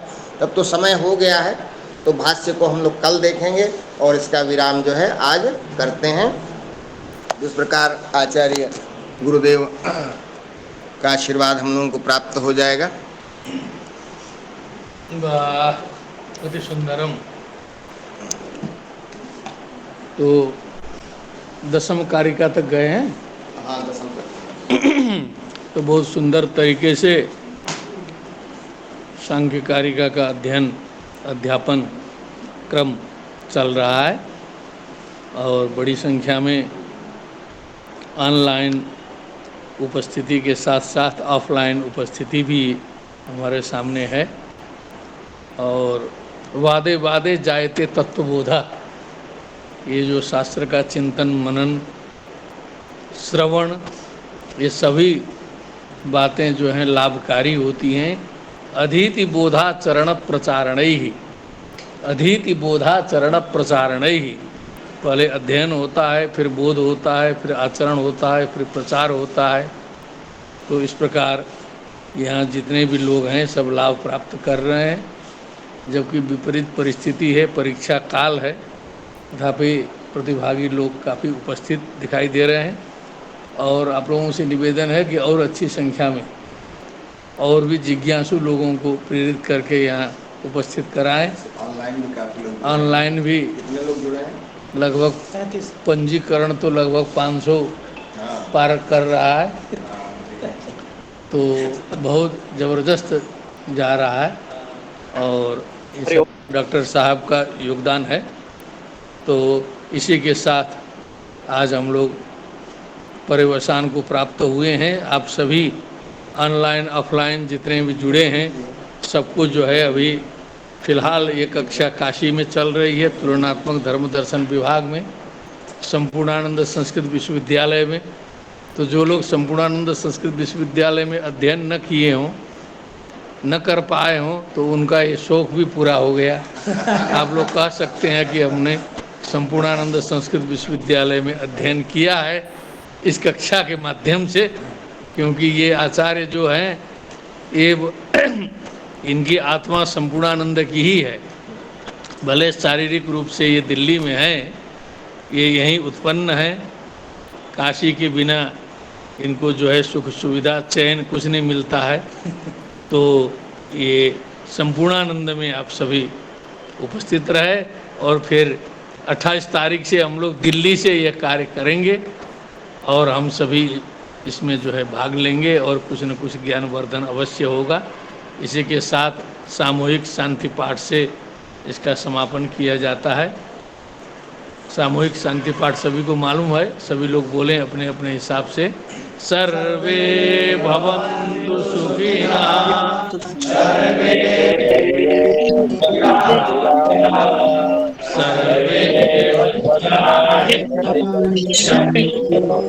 मार्गस्य दुःखभागे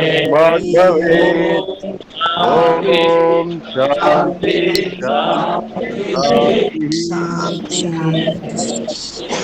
ठीक है, नमो नमः।